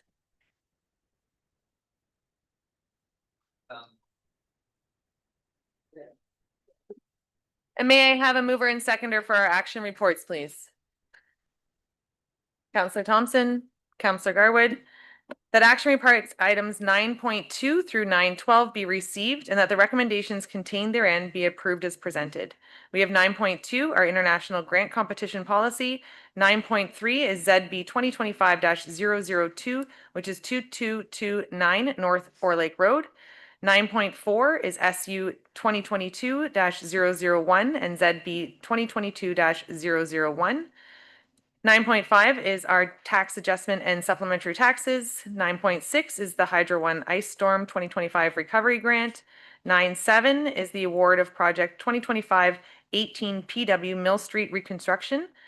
9.8 award of Project 2025-19 PW Kerr Street Reconstruction and Wilson Drive Resurfacing. 9.9 is the award of tender 2025-33 PW Russell Road Rehabilitation. 9.10 tender of 2025-30 PW pulverization and double surface treatment. 9.11 award of tender 2025-25 PW supply and the hot mix asphalt. 9.12 is award of tender, and that's for aggregate hauling. I have items 9.2 to be pulled and 9.5 to be pulled. Council, at this time, are there any additional items to be pulled for redirection? Not seeing any. Any comments or questions on any of the remaining items? I'm not seeing any. So at this time, council, we will be approving action items 9.2 through 9.12 with the exception of 9.2, the international grant competition policy, and 9.5, the 2024 tax adjustments supplementary taxes. Council, all those in favor? And that has carried. I will turn now to 9.2, the international grant competition policy, and I have had that pulled by Councilor Cabral, and I would assume that yeah, well, I have Cabral in my notes, but I knew that Alexander, so between the two of you, you can decide who goes first.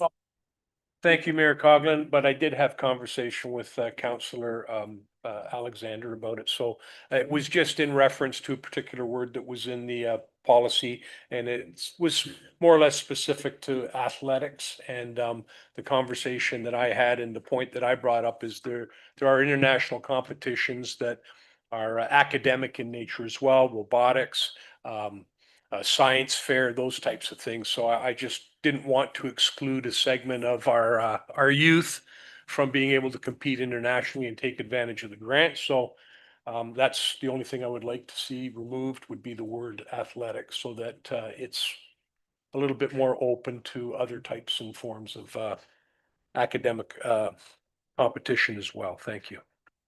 Councilor Alexander? Yeah, it's the deputy mayor reached out to me, and it was funny because I said I actually saw that exact thing and thought the same thing. So I'm fully supportive of that amendment. Thank you, and that has been previously brought to our clerk's attention. Do you require a formal resolution for that, or is that simply We could add it as a friendly one. as a friendly, and are you fine with a friendly amendment? Yeah. And we're fine with a friendly amendment, so we'll go back to the main motion.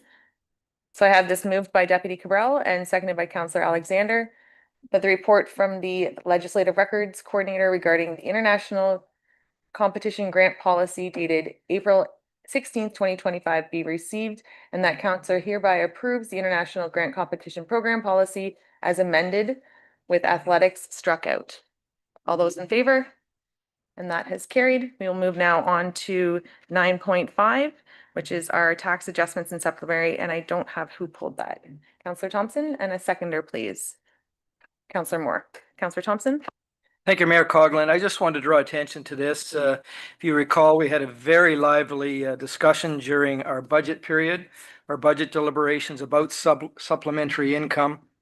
And I just want to give a shout out to our finance department. There was some question as to whether they're using proper accounting practices or whether this money should be in our budget, and their comments to us, this was best practices. They were basing this information on historical knowledge, and to me, the numbers look really good. They budgeted about $414,000, and the actual revenue we received, it was $760,000. So we had a surplus of $345,000. So kudos to Director Bedard and your finance team. Just thank you for the great job that you're doing. Thank you. Deputy Cabral? Thank you, Mayor Coughlin. And since Councillor Thompson brought it up, I wouldn't mind hearing from our Director of Finance on the municipal pieces here and how that played into the tax adjustments as well. Director Bedard? Thank you, Mayor Coughlin. Through you to Deputy Cabral, could you elaborate on the question you're looking to have answered? And before I concede the microphone, I just want to give a shout out to, we're looking at 2024 variances, so the finance team extends beyond myself for this time period. I was only here for the last 9 months of 2024. It's really a team effort that extends, beyond myself. Clarification on the question, Deputy Cabral? Yeah, thank you very much, Mayor Coughlin. Well, it seems to be two components. There's a component with assessment reduction, and then there's a component for additional tax revenue that came in. If you could provide a bit of an overview. And could you also advise if this is the supplementary revenues from all of 2024? Because if that is the case, it's significantly less than 2023 and 2022. Director Bedard? Thank you, Mayor Coughlin. Through you to Deputy Mayor Cabral. The supplementary revenue, it doesn't necessarily relate to a property where occupancy was granted in 2024. Legislation allows the municipality and through the Municipal Property Assessment Corporation to bill back the current plus previous 2 years. So the revenue that we collected in 2024 could relate to a property that was occupied in 2022, 2023, or 2024. So as we see development, especially in the Midhurst area, go pretty steady over that time period, we're now seeing the benefit of that development through the increase in supplemental revenue.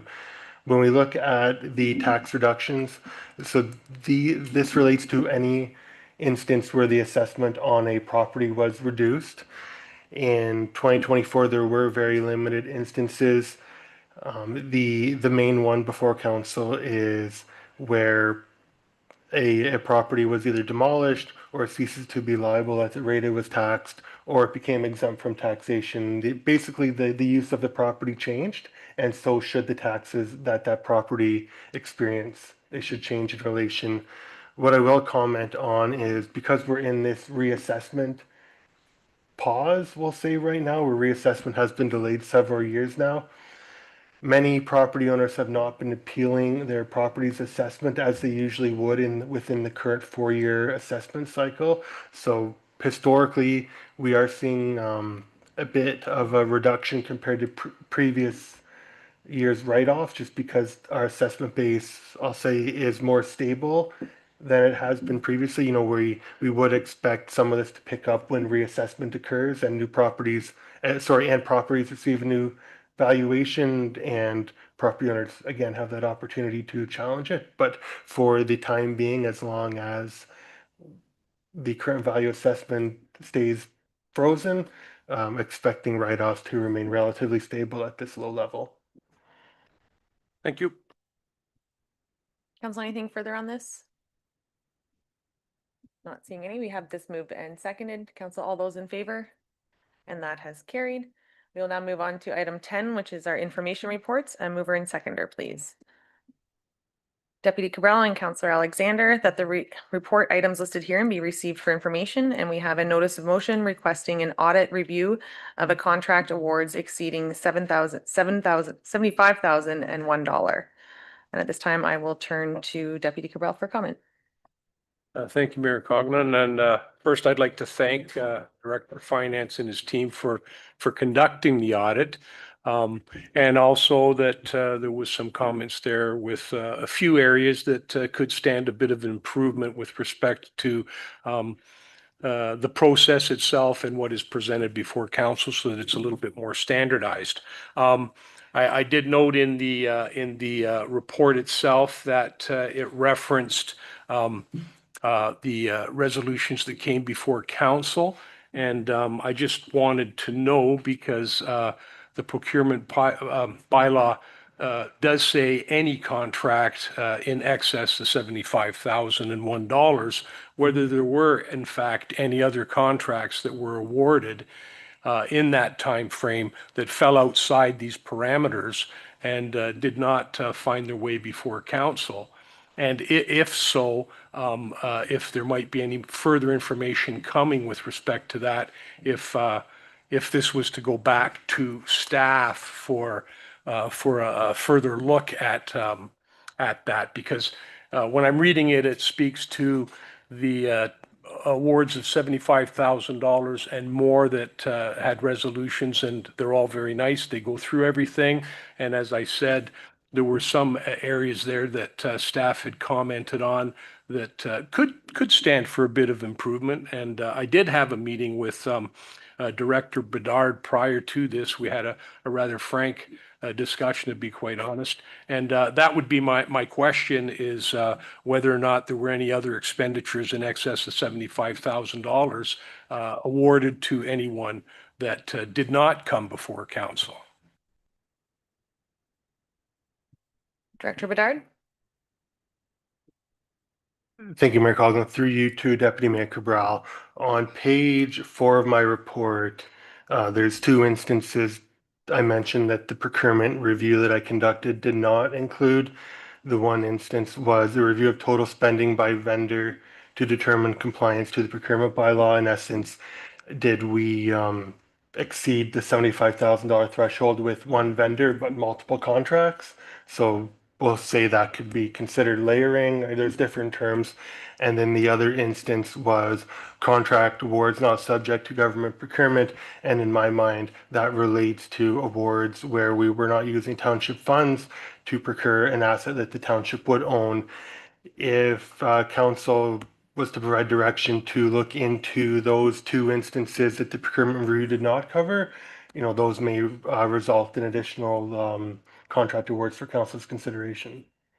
Thank you very much. And I did see that on your report, and I certainly understood the piece there with respect to the layering, as you call it. One vendor, kind of taking it up and it's over 75,000, but it doesn't come in that way. The other piece there, I wasn't 100% certain on it, but if there was an award of a contract by the township in excess of $75,001, the procurement bylaw specifies all contracts fit that category. There doesn't seem to be any exceptions. There's nothing in there that would indicate to me that should be otherwise. So my feeling would be I would like to see the information on that, because that would be $75,001 that basically this council is unaware of, that was spent on a contract that we don't know about. So from my standpoint right now, I would like to know every contract that was tendered and every contract that was awarded in excess of $75,000 or $75,001 that was awarded and did not follow the procurement policy to a T, and have that information come back before council so that council can become fully apprised on how that came to be. I don't know if it's necessarily appropriate at this point in time to provide those details or to provide that information, but I certainly would ask that that information be added to this report. So I would ask that this report goes back to the Director of Finance so that that information can be included and brought back before council so that we know exactly where the dollars are going and how they're getting there. Because if it's over $75,000, and I recall, I don't know if it was this term or the term prior to this, the magic number was 50,000. And,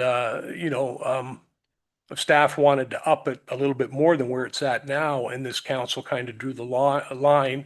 I'm going to say it was in the previous council, was it not? at $75,001 because the council of the day felt that how many contracts do we award that are in excess of that? And as you can see here, the number isn't a drastic number, and some of them are ones that have been tendered out or ones that have had RFPs go out. So that would be my request going forward for a complete and fulsome audit of where these funds went and how they were utilized. I'd appreciate that. Thank you. CO Heron? Thank you, Your Worship. This is a question from staff in terms of the request from Deputy Mayor Cabral. Neither the Director of Finance nor myself have been involved in the fullness of closed sessions. And there is a possibility that this discussion involves a closed session topic. So my suggestion here, and I'm looking for direction from council on this, in reporting back, if it was a closed session matter, it would probably be prudent to also report back in closed on it. But not having the history, I'm tabling that. Deputy Cabral? Oops, thank you, Mayor Coughlin. The fact that it's not included in this particular report, which if it had have been included or if something had have been included in this report, then the discussion might be suggested that depending on what it was. But at this point in time, I don't know what it is. You know, no one on council knows what it is. So from my standpoint right now, I would like to send it back to the director. And now all of a sudden it seems to me that there are irregularities. And I'm hoping that they're not significant. And so that's why I'm asking it go back and a report be completed in the same as this. And if it raises more questions, then we can address them at that time. And if it needs to be enclosed, let's have it enclosed. But my preference would be to be open and transparent and accountable for what goes on in this township to the residents. Thank you. CO Heron? Thank you, Your Worship, and there might be limitations on what we can bring. So I guess the comment from the deputy that we'll figure out what's out there and then determine whether or not we come back and close or not would answer my question. If Follow on, and I do have Councillor Thompson. Yeah, no, this will be my last follow on. I'm a little bit unsure of a legal opinion or whatever. I mean, I was at the closed session meeting, so I'm not really exactly sure where that's coming into play, but I do agree that if that is something that is the case, then we will address it at that time prior to having the meeting. How's that sound? Councillor Thompson? Thank you, Mayor Coughlin. So I was one of those that opposed this motion when it came out. I look at this as just a really expensive fishing trip. I'd like to read from the report. The conclusion of the report is that finance reviewed 34 contracts over the 18-month period that was requested by council. The procurement review did not cover any instances of noncompliance with the township's procurement bylaw. And one issue I do have with the report, at the end of the report said there was no direct financial implications as a result of this report, and I don't agree with that. This report tied up staff times. As a taxpayer, this would have cost us between $10,000 and $15,000 to do this report. I see it as just putting a pile of my tax dollars in the middle of the floor and lighting it on fire. I see no real value for this, and I would hope in the future that we would use better judgment when it comes to these kind of audits. And I think before we get into that, I think that from what I'm understanding, the information that Deputy Mayor Cabral is seeking, and to be cautious that this information has been given to this council in closed session, which does not mean we're not trying to be transparent. I know it's difficult when you do receive it, but when there is open litigation, we also need to be very cautious. I think that we do understand the desire. I think that a motion aside from this is not about procurement. This is not suggesting that our finance team is doing anything other than an outstanding job. This is specific to one incident that is outside of our common practices, if I'm leaning to the same direction. And I think there could be an opportunity for us to work together to get a report on how it came to be. And I think that's the information that you're looking for, which would not, in my opinion, be available in public until we've resolved the issues that are in front of us today. Deputy Cabral? Thank you, Mayor Coughlin. I'll be honest with you, this has been kind of dragging on. And I will look to the CAO through you and to our Director of Finance, and I will offer my apologies because this predates your role here at the township. So in some ways, it's a bit unfair because you don't have maybe all the background. I think I know where this is going to be going. And to be quite honest, maybe there is an opportunity for Mayor Coughlin and I to have a bit of a discussion. I don't think any of the questions that I would be asking would be necessarily defined to closed, because when we're talking about the litigation piece, I even have some questions about that. So I think to your point, it might be prudent, but I would like it to go back to our Director of Finance so that we can follow what it is. If there was more money spent and it didn't come before council, why it didn't. If there was any kind of legal aspect to it, then it has to be brought back and closed, then so be it. But I want to be very, very, very, very certain that the closed portion is absolutely necessary, as opposed to, not being an open, so that, we are open and transparent, because this did cost some money. But I think the fact of the matter that in excess of $75,000, sounds to me like that's what we're talking about, was utilized without council's knowledge. I would like to know about that, and this report does not address that. So thank you. That's what I would like to do, is have it go back, please. And I think the simplest effective, we'll refer it back to staff, and then we can sit down with staff to determine how we bring it back forward to council at that time for that information. Councilors Fisher and Moore. Just, I completely agree with the deputy mayor. I think it's our responsibility as councillors, our fiduciary responsibility to investigate these types of things. And if nothing comes from it, I think it's just us doing our job. Do I think it's a waste of money? Do I think it's dramatic, like setting money on fire? Absolutely not. It's absolutely our responsibility to do it. So I agree. I think he took some heat for it, and but I think it is our responsibility, and I thank staff for looking into it. Councilor Moore. Thank you, Mayor Coughlin. After the sentence in the report that Councillor Thompson referred to, it goes on to say, the report goes on to say something really important, which is that the procurement review did uncover opportunities for improvement with respect to consistency and presentation to council and internal record keeping. So very important. And I think there's always room for improvement. So internal audits are a great thing. It makes us and forces us to look at how we can do better. Moving forward, when provisional items are presented for council's consideration, these items will be defined within the council report.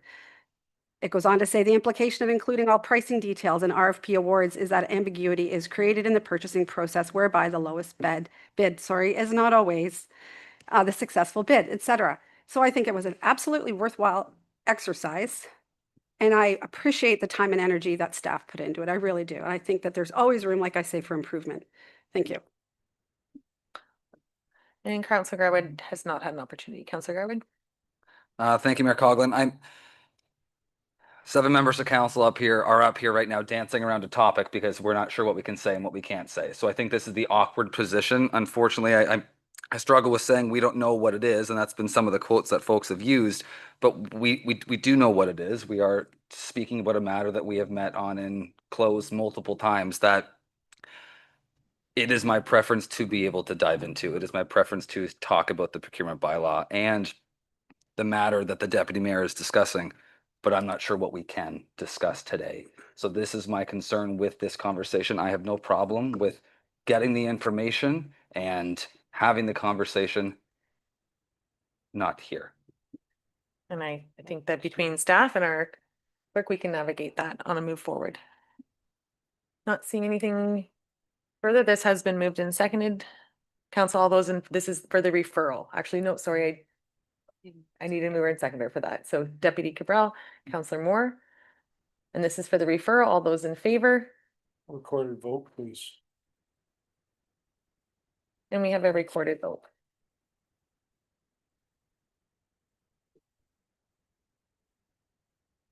Thank you, Mayor Coughlin. The deputy mayor has requested a recorded vote on referring this report back to staff for further investigation. When I call your name, please state yes or no. Counselor Garwood, Yes. Counselor Alexander, Yes. Counselor Thompson, No. Counselor Moore, Yes. Counselor Fisher, Yes. Deputy Mayor Cabral, Yes. Mayor Coughlin. Yes. That has passed. And council, we are back to the main motion. Anything further? All those in favor? And that has carried. We are now moving on to item 11, our verbal updates. And as we are crouching onto our time here, is there anything pertinent from staff in our verbal updates? Are you sure? Director Harvey. Through Mayor Coughlin, just on the development side, just there were some comments earlier on as it relates to some of the development in Midhurst. And so what I'd like to let the public know and council know that currently the Clare Rose developer is proceeding with the force main on Finley Mill. There were some conversations about the delays. They were related to some of the infrastructure they encountered. They had to relocate a water main. They had to get approvals from MTO, which took about 6 weeks. So some of that work, that's the rationale behind what we were presented with in order to do their micro tunneling under Highway 26. The other thing I'd like to bring to council's attention is within Midhurst is the reconstruction of Finley Mill, basically from Waddy to Doran, which is going to be undertaken starting mid-June to early July.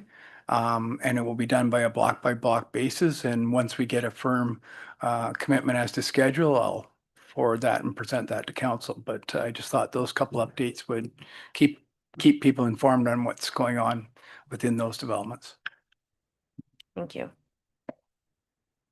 Counselor Fisher?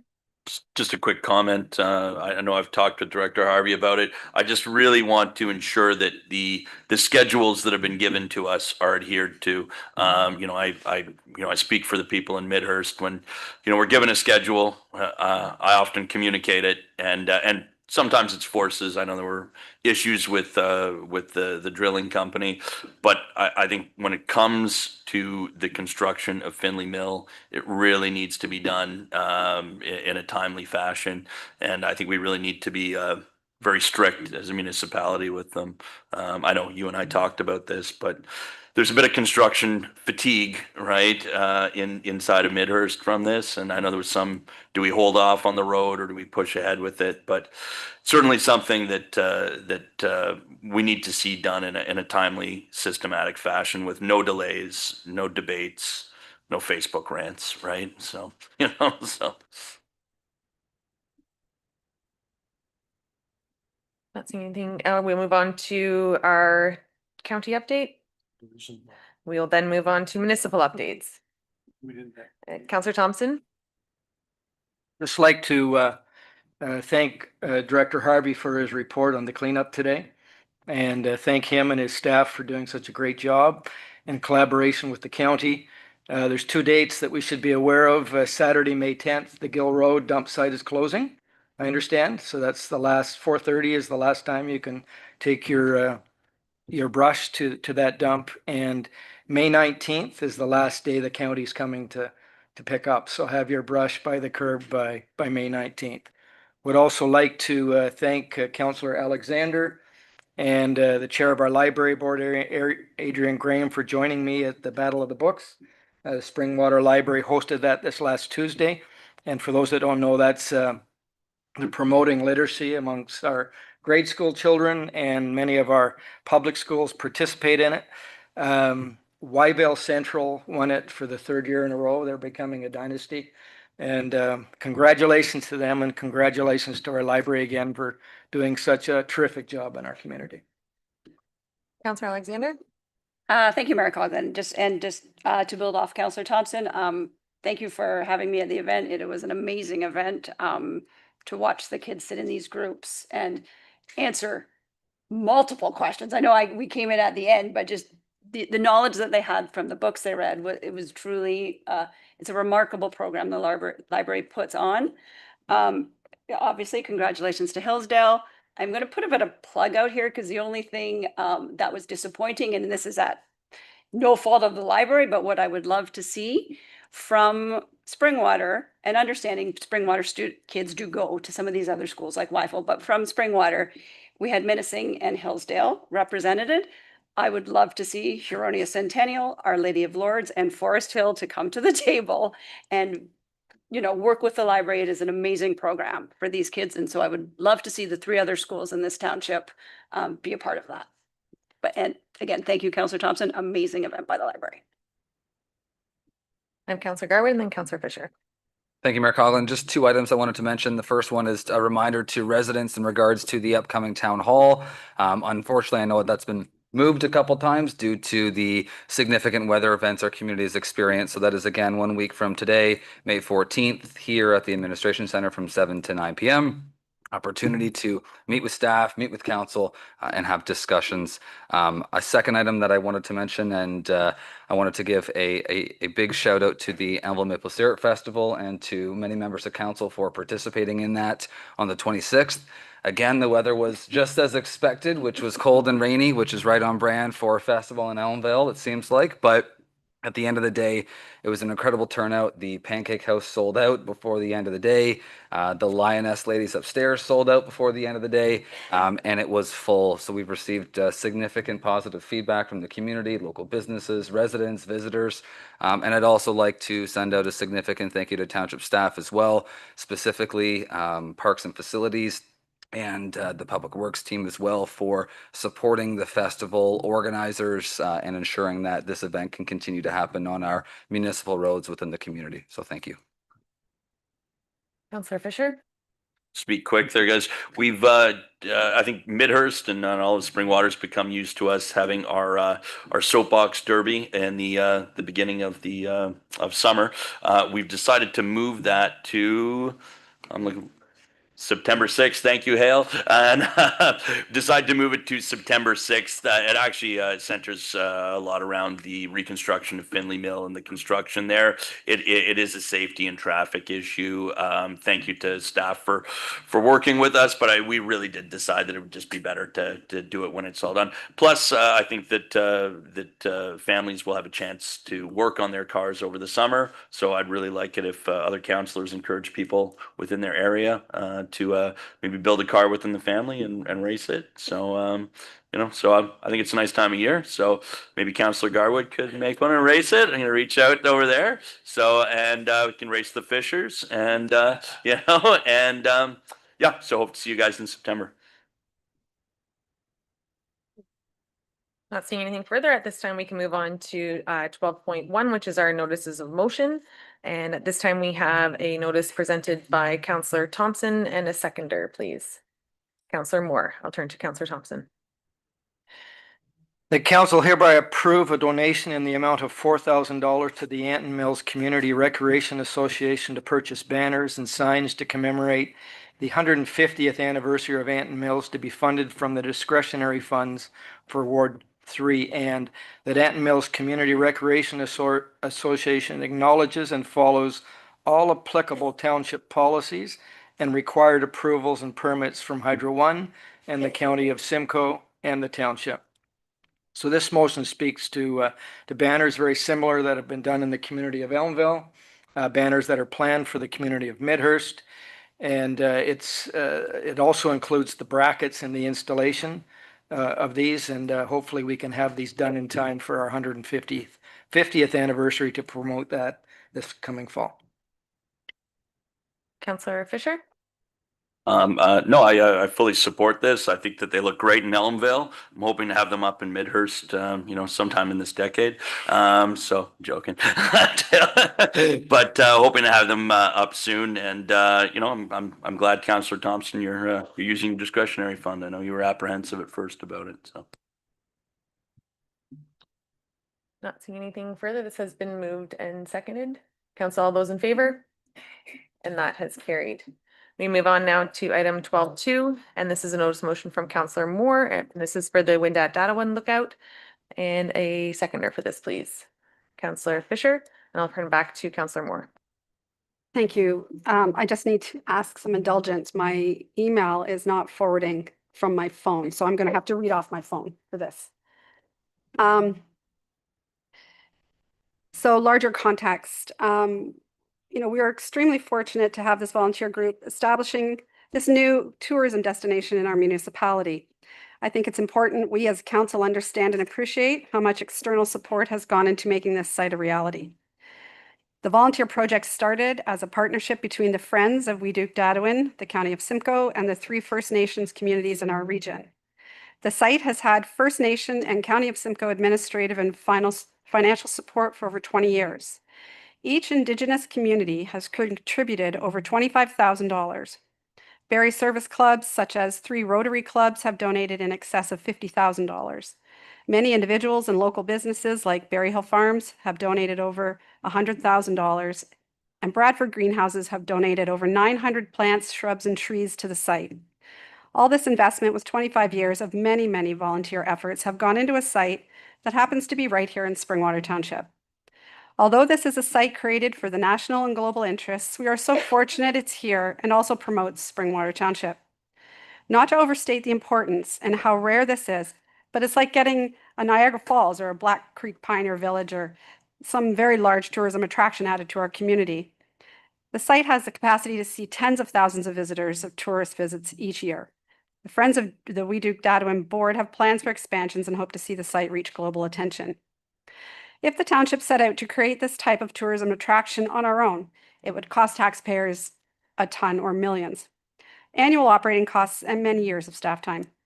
I raise this because I understand our job in deciding how we utilize taxpayers' resources must make sense from a fiscal perspective. Supporting this volunteer group is a no-brainer fiscally, but we also need to show our support as we would for any mutually beneficial community project. I can imagine dozens of ways this lookout can be of benefit to the region, but specifically to our community. Special events, tourism promotions, branding, etc. The site will enhance our residents' experience, education, and pride in the township's rich culture and history. The Friends of Wye-Marsh have asked for help to simply open the gate or open the site for in and around 9 a.m. each morning from May 1st through to October 31st. This gives and takes just a few minutes to complete, yet gives tremendous stability to the volunteers' responsibility who have committed to close the site each evening. The volunteers will have a shared calendar to coordinate the closings and can accommodate each other's schedules. The Friends have made many presentations and visits with Chief and Council in Rama and Georgina Island and Christian Island. And so I'd like us as a council to invite the Friends to attend council and provide an update as well. Really looking for your support. I had asked staff to try and brainstorm to come up with a way that we could really help this group and show our support. I think we are the only ones who haven't contributed in a really fruitful way. Now it's open. May 1st was opening day. And so, the scramble is on. I think there's opportunity to reach out to different partners to see what kind of contributions they can make, potentially the county and others. But in the interim, until we find a more permanent solution, I would really ask and appreciate the support. And it may be for a month, it may be for 2 months. But until we can find a permanent solution, that we have staff open the gate for the lookout. Thank you. I'll turn to other members of council. Deputy Cabral. Councillor Garwood. Thank you, Mayor Coughlin, and thank you to Councillor Moore for bringing this forward. Councillor Moore and I have had multiple conversations on this matter over the past few days. I would first like to say the Wye-Marsh lookout is probably one of the neatest things that I have been to in a long time. It's a pretty special space, and I think most of us, if not all of us, had an opportunity back in the fall, I believe it was, to tour the facility, which is pretty incredible. I want to try to find a way to make this work, understanding staff constraints. And I know I shared those concerns with you, Councillor Moore. I have spoken to staff as well regarding this matter. I understand it is a unique situation where there's the county involved, there's the Ministry of the Environment involved, and obviously potentially including ourselves in that confusing pie of different organizations participating in this endeavor. I guess my ask through the mayor to Director Culver would be, can you speak to your staff, your current staffing complement, and maybe this bleeds beyond Parks, Recs, and Facilities, and maybe it's also a Public Works question as well. So I'll let Director Harvey also speak should the mayor wish, but speak to the staffing complement, to resources available, and potential concerns, for instance, on a weekend. Director Culver? Thank you, Mayor Coughlin. So I'll preface my comments by agreeing with everyone that the Weedick-Dadawin site is special, and it it deserved to have the attention that's being requested. The challenge that we're facing is simply logistics. It's a very simple operation to turn a key and open a lock, but it's the travel time that it takes to get from wherever we happen to be deployed in the community to that site for a very specific time, whether that be 9 a.m. or thereabouts. So in reviewing this, as Councillor Moore had brought it to our attention, I've done the drive time. I've taken a look at what the operational needs would be, things like having to disengage a truck from a trailer in order to take that truck to the site and then return and re-engage it. And it does have an impact on our operations from purely a Parks and Rec perspective. So if council were to direct this, it will put a little bit more pressure on something that's already pretty heavily tasked with ice storm cleanup, getting ready for the season, and working with the capacity constraints that I've mentioned all too often in front of this council. So that can be my comment. Sorry, I know I normally let everybody else go. A quick question. Quick question to Councillor Moore. Communication to the county, has this been broached at the county level? Don't believe so, not that I'm aware of. There was a question about why can it not be left open all the time? And there has been direction from the Minister of the Environment that there is a liability concern, so they will not allow it to be left open all the time, like say a provincial park could be. And so I think the feeling is that the county has contributed so much and they've been so very much supportive for a very long time that it really is the Township of Springwater's time to step up a little bit. We stand to benefit. The county has been incredible. And so it's time that we do our part. And so I can't answer that directly. I could find out though. And my question would be more specific to the remote lock system. And I'm wondering if there's an opportunity for us before we start engaging and deploying staff, if we can go to the county and investigate a remote lock system to see if that, because I would hate for a school bus of kids to show up at 9 o'clock and our staff was on the other side of the township. If there's a remote lock, I'm just curious, I know nothing about these or how much they cost or if there's internet or what all those different questions. But if I could ask for the indulgence to defer this until Deputy Cabral and I commit to engaging with the county to see if that's a possibility. So I think that they would be open to just about anything, whatever kind of assistance that we can provide. I think that they are, of the mind that whatever help we can provide is accepted. The remote lock piece, I think will require MOE approval as well as county approval because it's a county road. And so those approvals would have to happen. That takes time. So I think I wouldn't want to support a deferral. What I'd like us to do is step up now because the site is open. With the understanding, though, that we will continue to try to find a way to make this work. If it's a remote locking system, that's great. And the discretionary funds out of Ward 4, could assist in paying for that. Happy to do so. And I know Councillor Thompson has said that he would be happy to assist with that cost too. But really looking for help now because the site is open. If we could commit to, some time until we get it sorted, it's not, I don't believe, a massive inconvenience for a short period of time.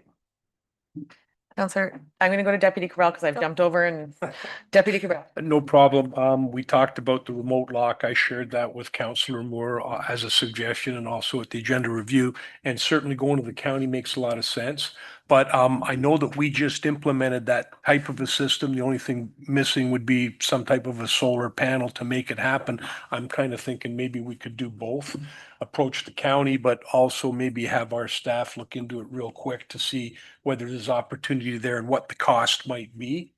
And then see what we can do to get it to happen, because if it's just a matter of opening it in the morning, if we can unlock it in the morning, I think the problem's, kind of solved as long as everybody's on board with it.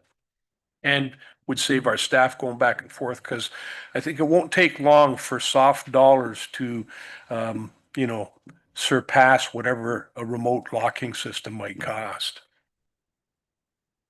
Councillor Moore and then Councillor Thank you. Thompson. If I could just add, it's a double gate and a man door. So it's all locked. Yeah, it's not just a man door. So I don't know how that works with remotes and digital stuff. Councillor Thompson. Thank you, Mayor Coughlin. I also, maybe a suggestion would be to reach out to the Menacing Recreation Association. They're a very active group of volunteers.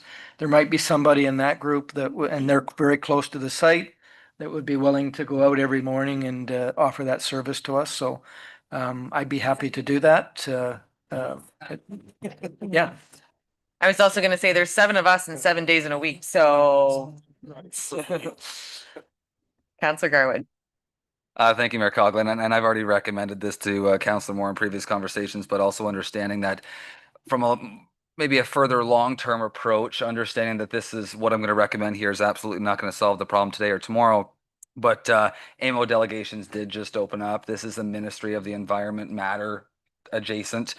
Could be a potential opportunity for us to advocate to the ministry, understanding that the facility is now open. Maybe when the facility was being considered, that was a requirement, but now seeing the significant benefit, understanding that ministers change and staffing levels change as well. It might be an opportunity for us to speak directly to the ministry and advocate on behalf of the Windhoek Dadawin folks. I have CO Heron. Thank you, Your Worship. If I could pose a question to Councillor Moore, is the gate currently being opened in the morning? Is there a solution that's currently happening? Councillor Moore. Thank you. So opening day was May 1st, and this is the first full season for the site. And I'm going to say it has been, but it's been very sporadic. Okay. So they've committed, and we have one gentleman that has committed to the closing who happens to live nearby and has staff that can help, but not the mornings. Mornings are a busy time for them. So the mornings, unfortunately, the volunteers are all over the county that sit on this group. They don't live locally. And so they really don't have access to our local volunteer groups like Menacing even. So they don't even know who to ask. CO Heron. Supplemental, as a suggestion to council, staff really haven't had a chance to review this in terms of how we can put a proposal together. So with council's direction, we can go away and look at this, because if we were to look at it in a more wholesome way, yes, we have public works staff out in the field, and it would probably be a better fit for the job description. The same comment for parks and facilities. But maybe we could possibly engage HR into this, and maybe it's another staff member where that could be assigned to this role, where we're not taking away from the summer duties, which are pretty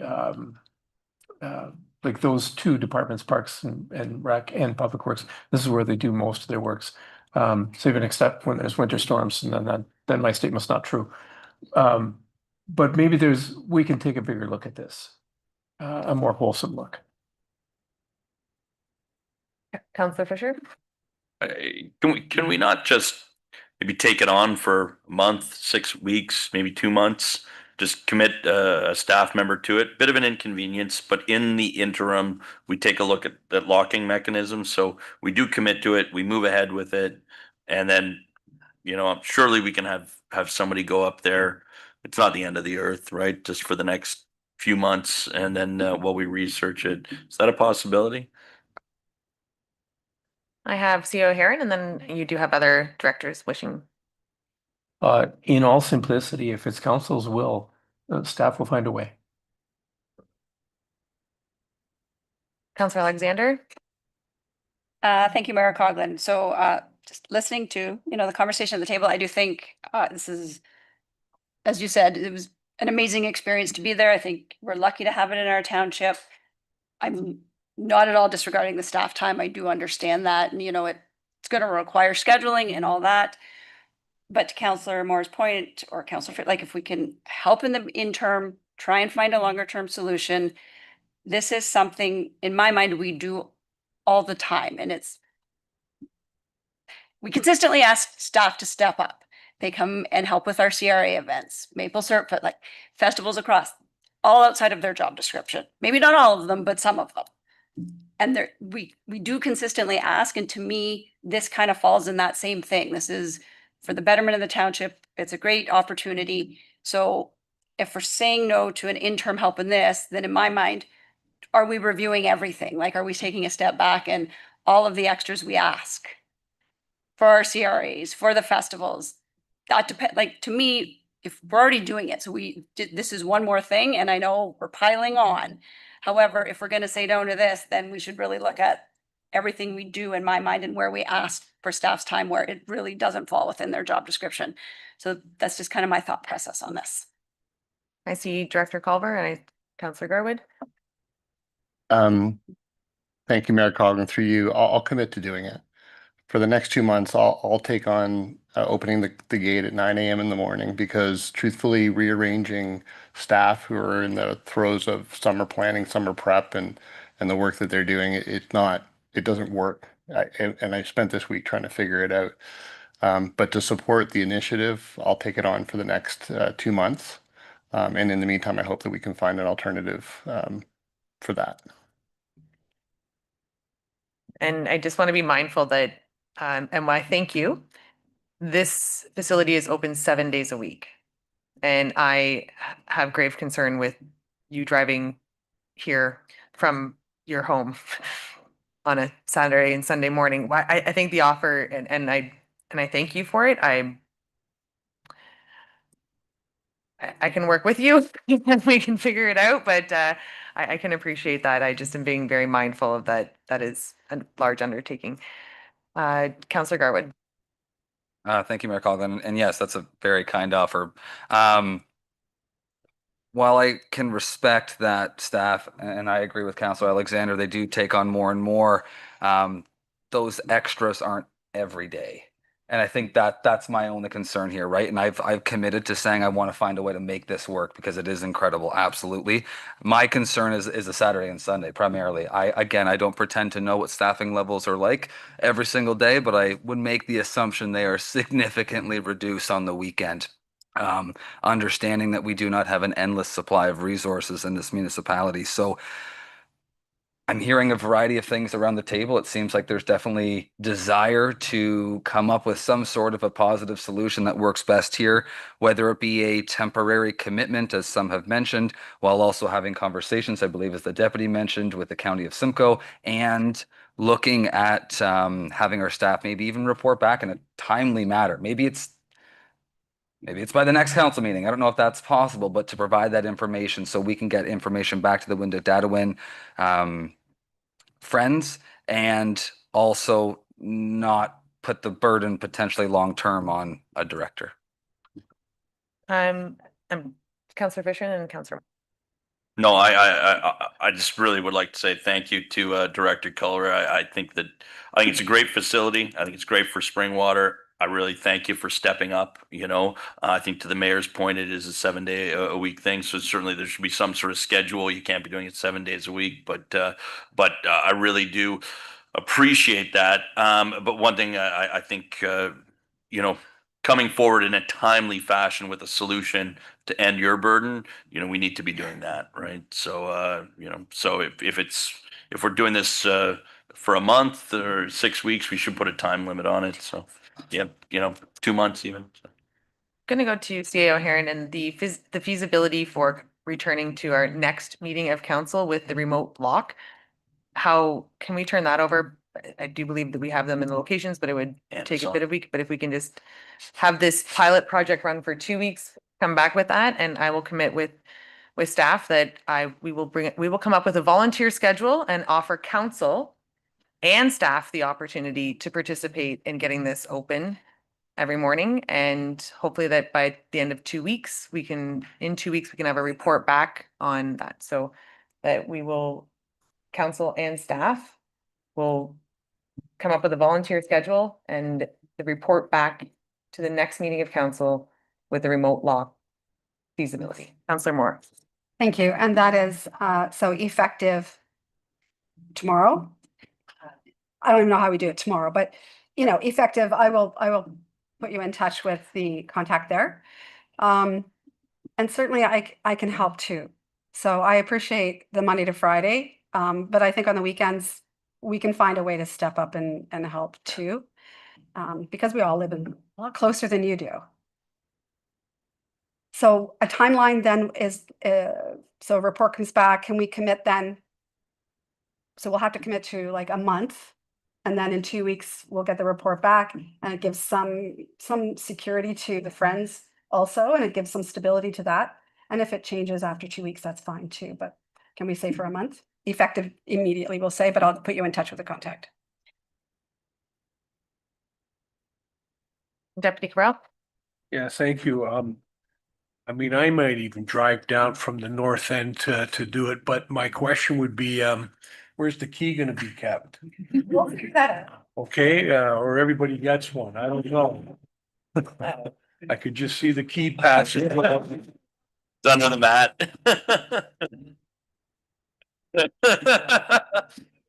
Okay. I think we have direction.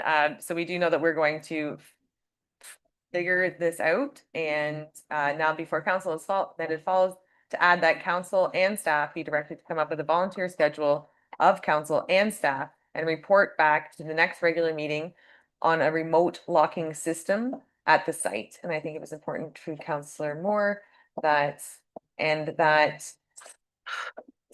this volunteer schedule be put in place until the end of May. That gives us time. Yeah. Anything further on this, council? And this would be the amendment. So I'll have the amendment, Councillor Moore and Councillor Thompson. All those in favor of the amendment? That has carried. Back to the main motion, which is the full. All those in favor? And that has carried. Oh, sugar. And that council, I need a mover and seconder, that council hereby extend the automatic adjournment of the meeting to 10:30 p.m. Councillors Garwood and Alexander. Or not. Councillor, are there any other notices of motion this evening? Are there any items for future consideration? What? And our bylaws, mover and seconder for the bylaws, please. I have Councillors Alexander and Garwood. That bylaws listed herein be signed and sealed by the mayor and clerk. 5000-404 ZB 2025-002, which is the 2229 North River Lake Road. 5000-405 ZB 2022-011. And that's, sorry, S. Godfrey, 2025-039, appointment bylaw and bylaw summer students. 2025-040, the 2025 final tax levy and tax rates. Any questions on these bylaws? Not seeing any. All those in favor? And that has carried, and I will turn to the clerk.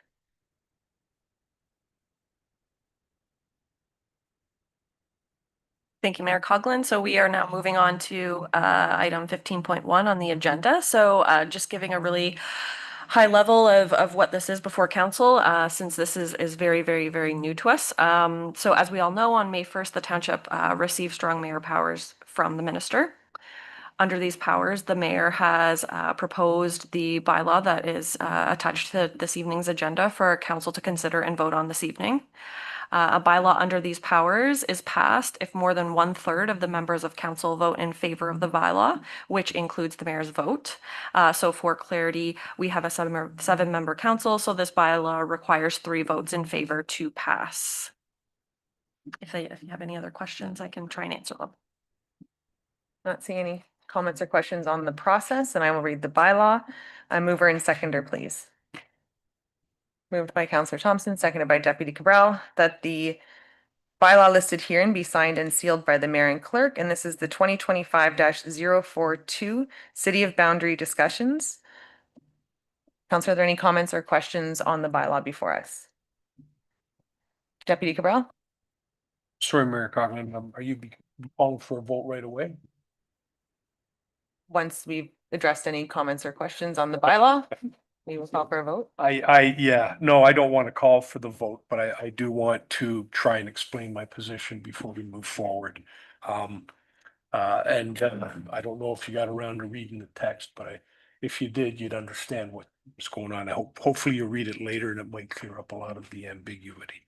Anyway, long story short, with respect to this particular bylaw, I was not in support of going this route.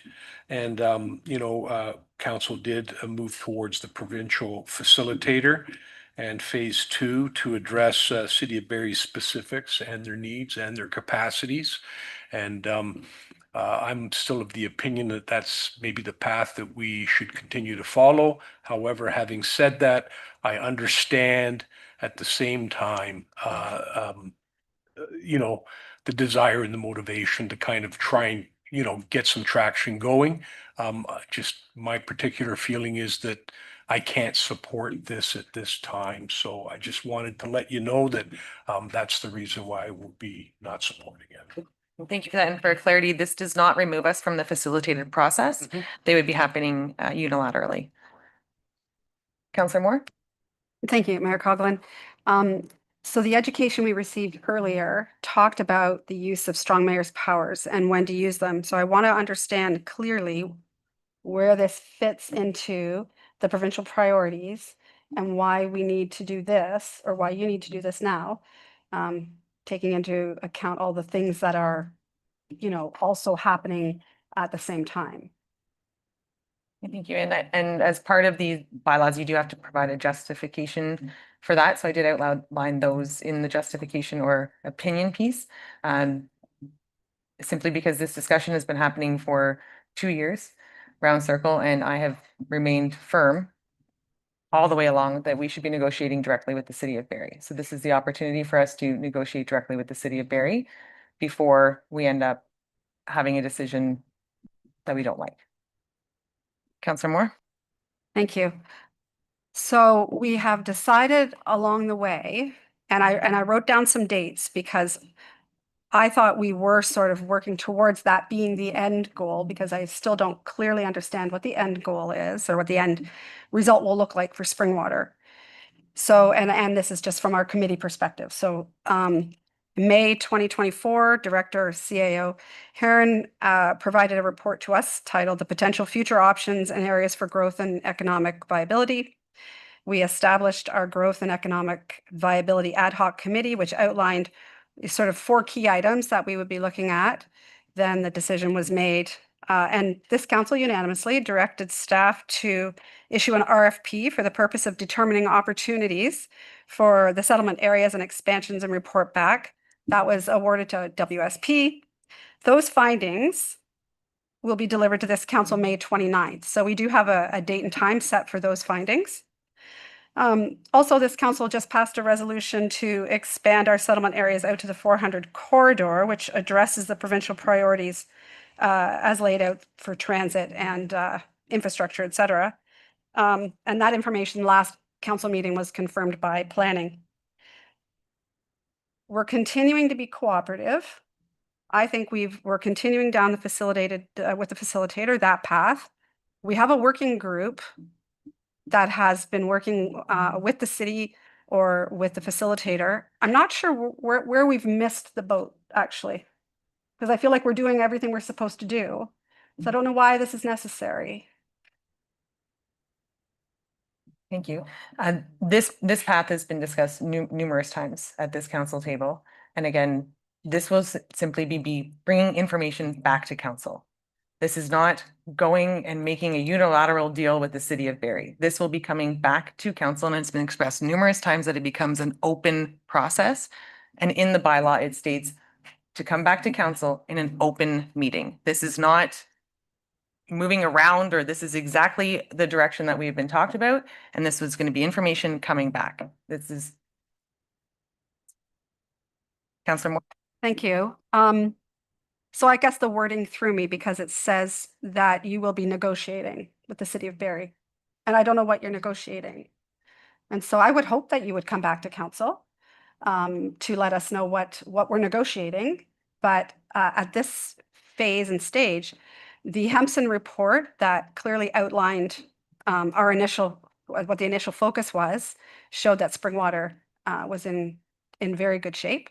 I don't know what we have to gain from the city of Barrie still, so I don't know what we're negotiating. And then the phase 2 piece for the Hempson Consulting report, we're also waiting to see what that looks like. My other concern is that we're using the word negotiate without public consultation.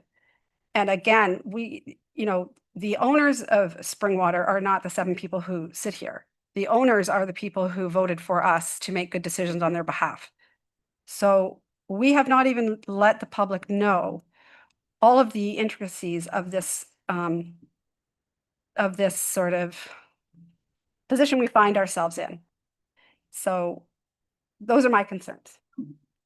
Thank you. And I point out that the bylaw states that being a bylaw to authorize the mayor to engage in discussion with the city of Barrie. It does later on speak to negotiations, but I think that it's, this morning I text everyone to say that this is going to be happening. I said, hey, reach out to me.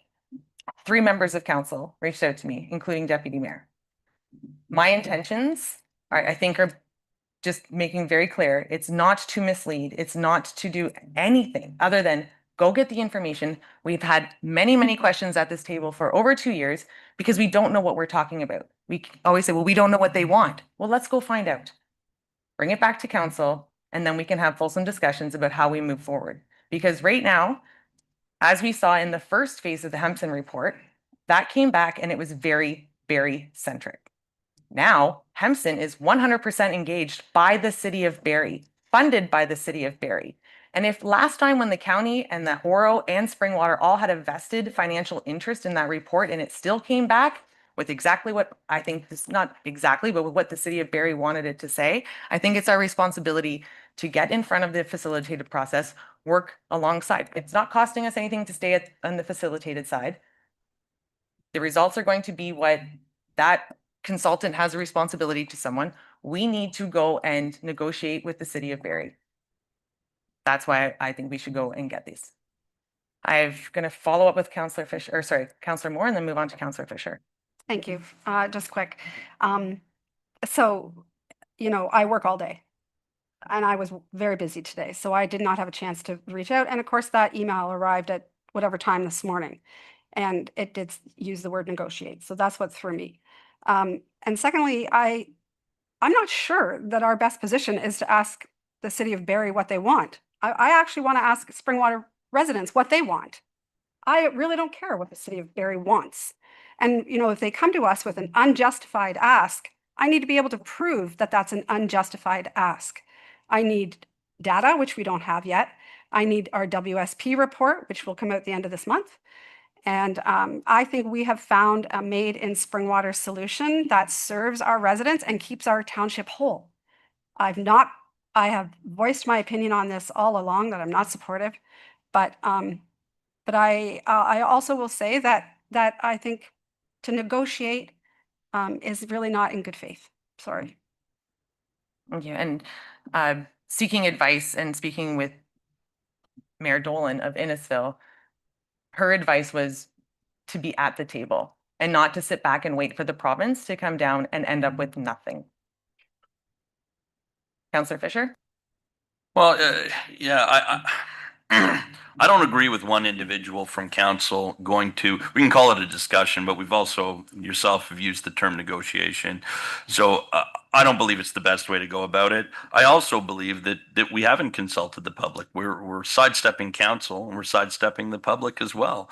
I think we're talking about thousands of acres here. And frankly, the further this does go on, I have to ask myself, and many residents ask me, what do we have to gain and what do we have to lose?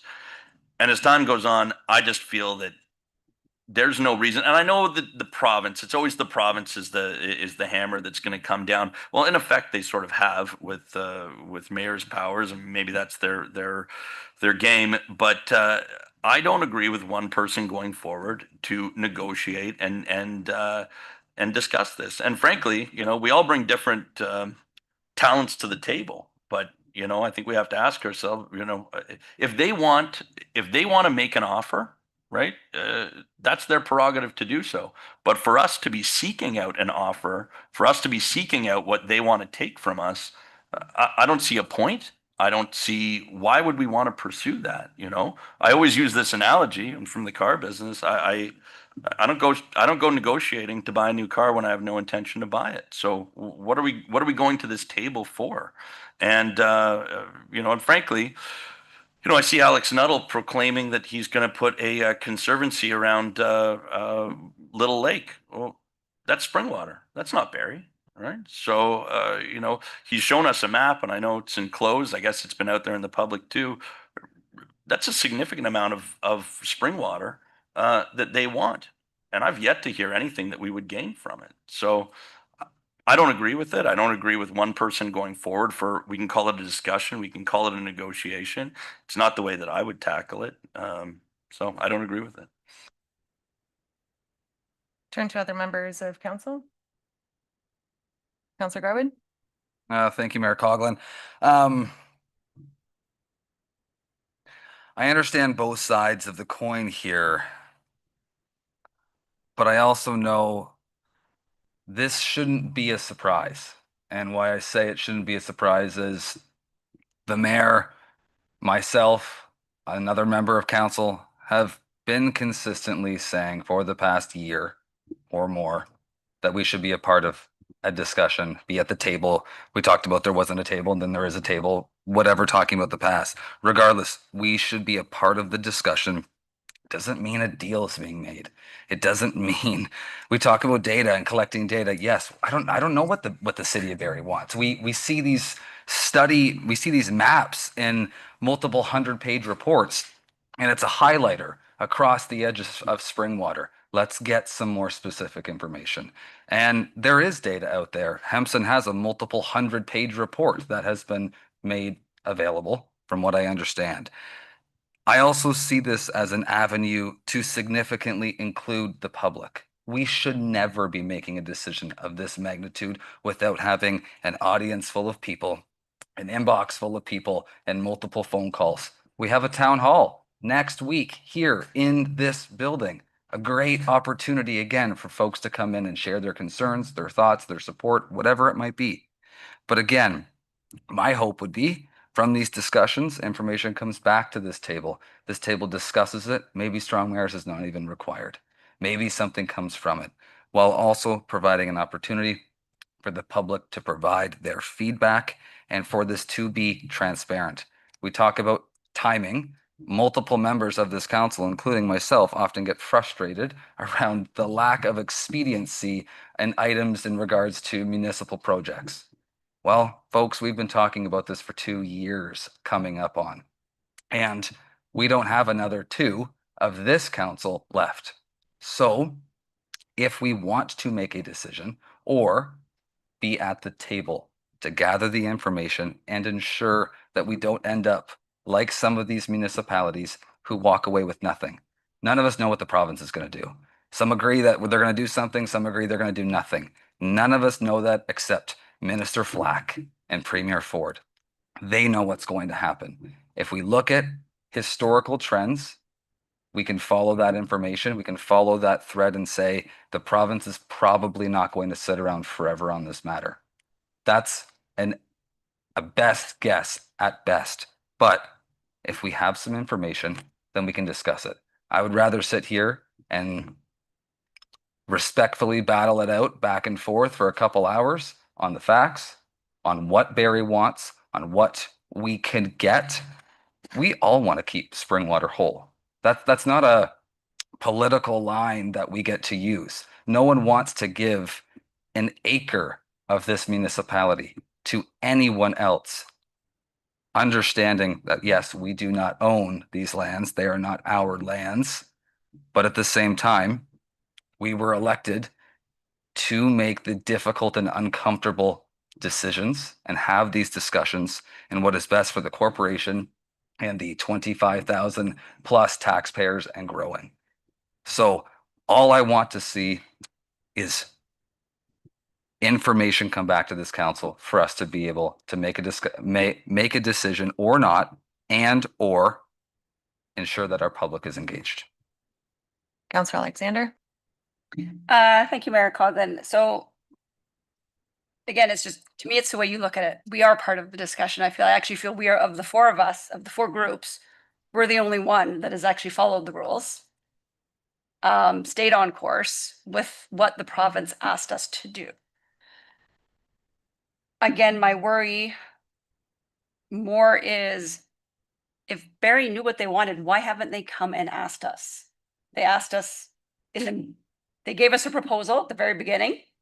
Then Nuttall had a press conference and threw a whole bunch of random numbers out, and then threw out pretty much that they wanted to do anything. I've said it before and I will say it again publicly. I have no problem. I have zero trust in Mayor Nuttall. None. And I think, and that's not that's a personal opinion, and I get it. 100%. It's not this, but I'm just going to remind us that yes, 100%. I think that we need to be mindful that the negotiations are between Springwater and the city of Barrie. As politicians come and go, I understand. I do hear what you're saying, but I would like to make sure that and you are correct, we have remained on the course. Mr. Schelling, in numerous meetings, the actual facilitator has said, I encourage a local solution. We encourage a local solution. Previous minister and now Minister Flack, again, I encourage a local solution. Premier Ford stood and said, I don't get why these municipalities can't just figure it out. And I don't, oh, sorry. Yeah, Councillor. I apologize to interrupt. And I don't disagree. And here's my thought is, that's what we're doing. We're taking part of the whole process. I feel, to Councillor Moore's point, like we need the information back before we know what we are willing to give up, because unfortunately we probably will have to. Like, we're not naive here. We don't want to, but I think something's gonna happen, but we don't even have the information to be able to, in my mind, negotiate or accept a proposal. So that's what concerns me about this.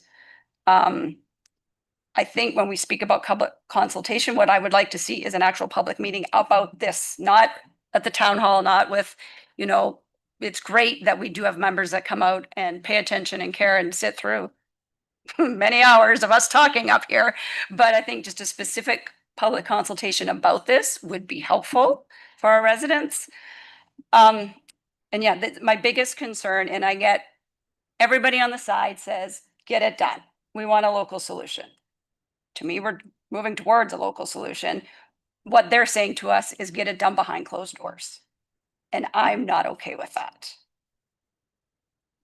I also am not okay with that, and that is not the intent. I have never understood that to be the intent of this council. It has been trying to take it out of the facilitated process into the public realm and make it public. So that is the intent. I do have Councillor Fisher and then Deputy Cabral. Going back to Councillor Alexander's point, if Barrie engaged us, why haven't they come forward with a list of wants? Why haven't they come forward? I say it again, they being the province wants growth. Well, I don't think we've been shying away from growth in Springwater. As a matter of fact, I think we've championed it. I think at this table, we've pushed forward. I think we've, in some cases, appeased the province, right, as of late, in terms of growth. So to say we need to bargain with the city of Barrie in the name of growth, It's just not true. You know, we're fooling ourselves. And to say that the province is going to come and make us do it, well, if a house is built in Springwater or a house is built in Barrie, wherever that line goes, right? I think, and this is what I'm hearing from my residents, and rightfully so, they want creative control over what happens on Bayfield Street. They want to maintain control around Little Lake because they're highly suspect of Barrie's intentions, right? They are worried about what's going to happen in Ward 4. So Ward 4 and Ward 5 will be affected, right? But all of Springwater will be affected. You know, that goes for Elmvale too, right? So I'm sitting here hearing that we need to be at a table. Why? Why do we need to be at the table? What do we stand to gain? What have they offered us? So yeah, we've been here for 2 years spinning our tires. Well, they're the ones who engaged us. Why haven't they come forward? We need to all ask ourselves that. I'm not about to be sucked into a negotiation that I never needed to be in the first place. It's just stupid, you know? So, you know, and in terms of, I'll bring this up. It happened in county the other day. Mayor Greenlaw brought it up. I mean, we're saying we don't want to do this behind closed doors, but I have to bring this up. He gave 2 dates in council where members of Springwater, our staff at the time, and our mayor were having meetings, and January 19th and February 9th, apparently in the city of Barrie, with our former CAO, planning staff, and elected officials. It was discussing these topics, right? And he brought it up, so I'm bringing it up. I was a little shocked to hear it. This was long before I ever heard, and I think members of this council ever heard about this. So, you know, I have to ask myself, am I getting hoodwinked here? I'm going to ask the question. What were the nature of those meetings, and did they involve, was it a precursor to what we're doing right now? And if you can send me the dates that you're speaking to, I can get back to you on that. I also think that it's important to recognize that, and I tried to outline it in the bylaw, that the council resolution's not to engage with the city of Barrie. So if there's a council resolution that says we can't engage with the city of Barrie, how are they supposed to come talk to us about it? Councillor Thompson? Yeah, thank you, Mayor Coughlin, for bringing it up. I think that is really the purpose of your motion, is to reverse that motion where you're not allowed to talk to the city of Barrie, because we really haven't been able to talk, and whether it's negotiation or discussion over the last 2 years. And I said right from the very beginning, we should be at this table or be in front of Barrie and at least listening to what their intent is. And there's no harm in that. Every expert that we've had, every legal opinion we've had, every consultant that we've hired, all the money we've poured into this, every one of them has said something is going to happen, whether we're involved or whether we're not. And it's way better for us. It's way better for our residents. It's way better for our taxpayers if we are involved. Now, Mayor Nuttall, whatever you think of him in January 2024, went public and said he was going to offer us the most lucrative compensation settlement in the history of the province. Now, we don't know what that is yet because we haven't been able to discuss it with him. He said it'd include revenue sharing to the tune of $8 million. Now, I don't know about you, that's a lot of money for me. It's a lot of money for our operating budget. I think we run an operating budget of about $25 million a year. That would make a significant difference to us. He had offered us cross-border servicing, the very thing that we went to him for. He also offered us other things, like sharing an economic development plan, allowing us to use their economic development team to help with the progress of our community. Those things interest me. They should interest you. We don't know enough about it. You're right. The reason we don't know enough is because we haven't allowed our mayor to go and find out. I will be supporting this motion, and I'd like to call a vote. I think we've had enough discussion about this. We've talked about this. We're chasing our tail on this. We've talked about it for 2 years. It's time to actually do something. Thank you. And before I do deliberate over this, a vote has been called.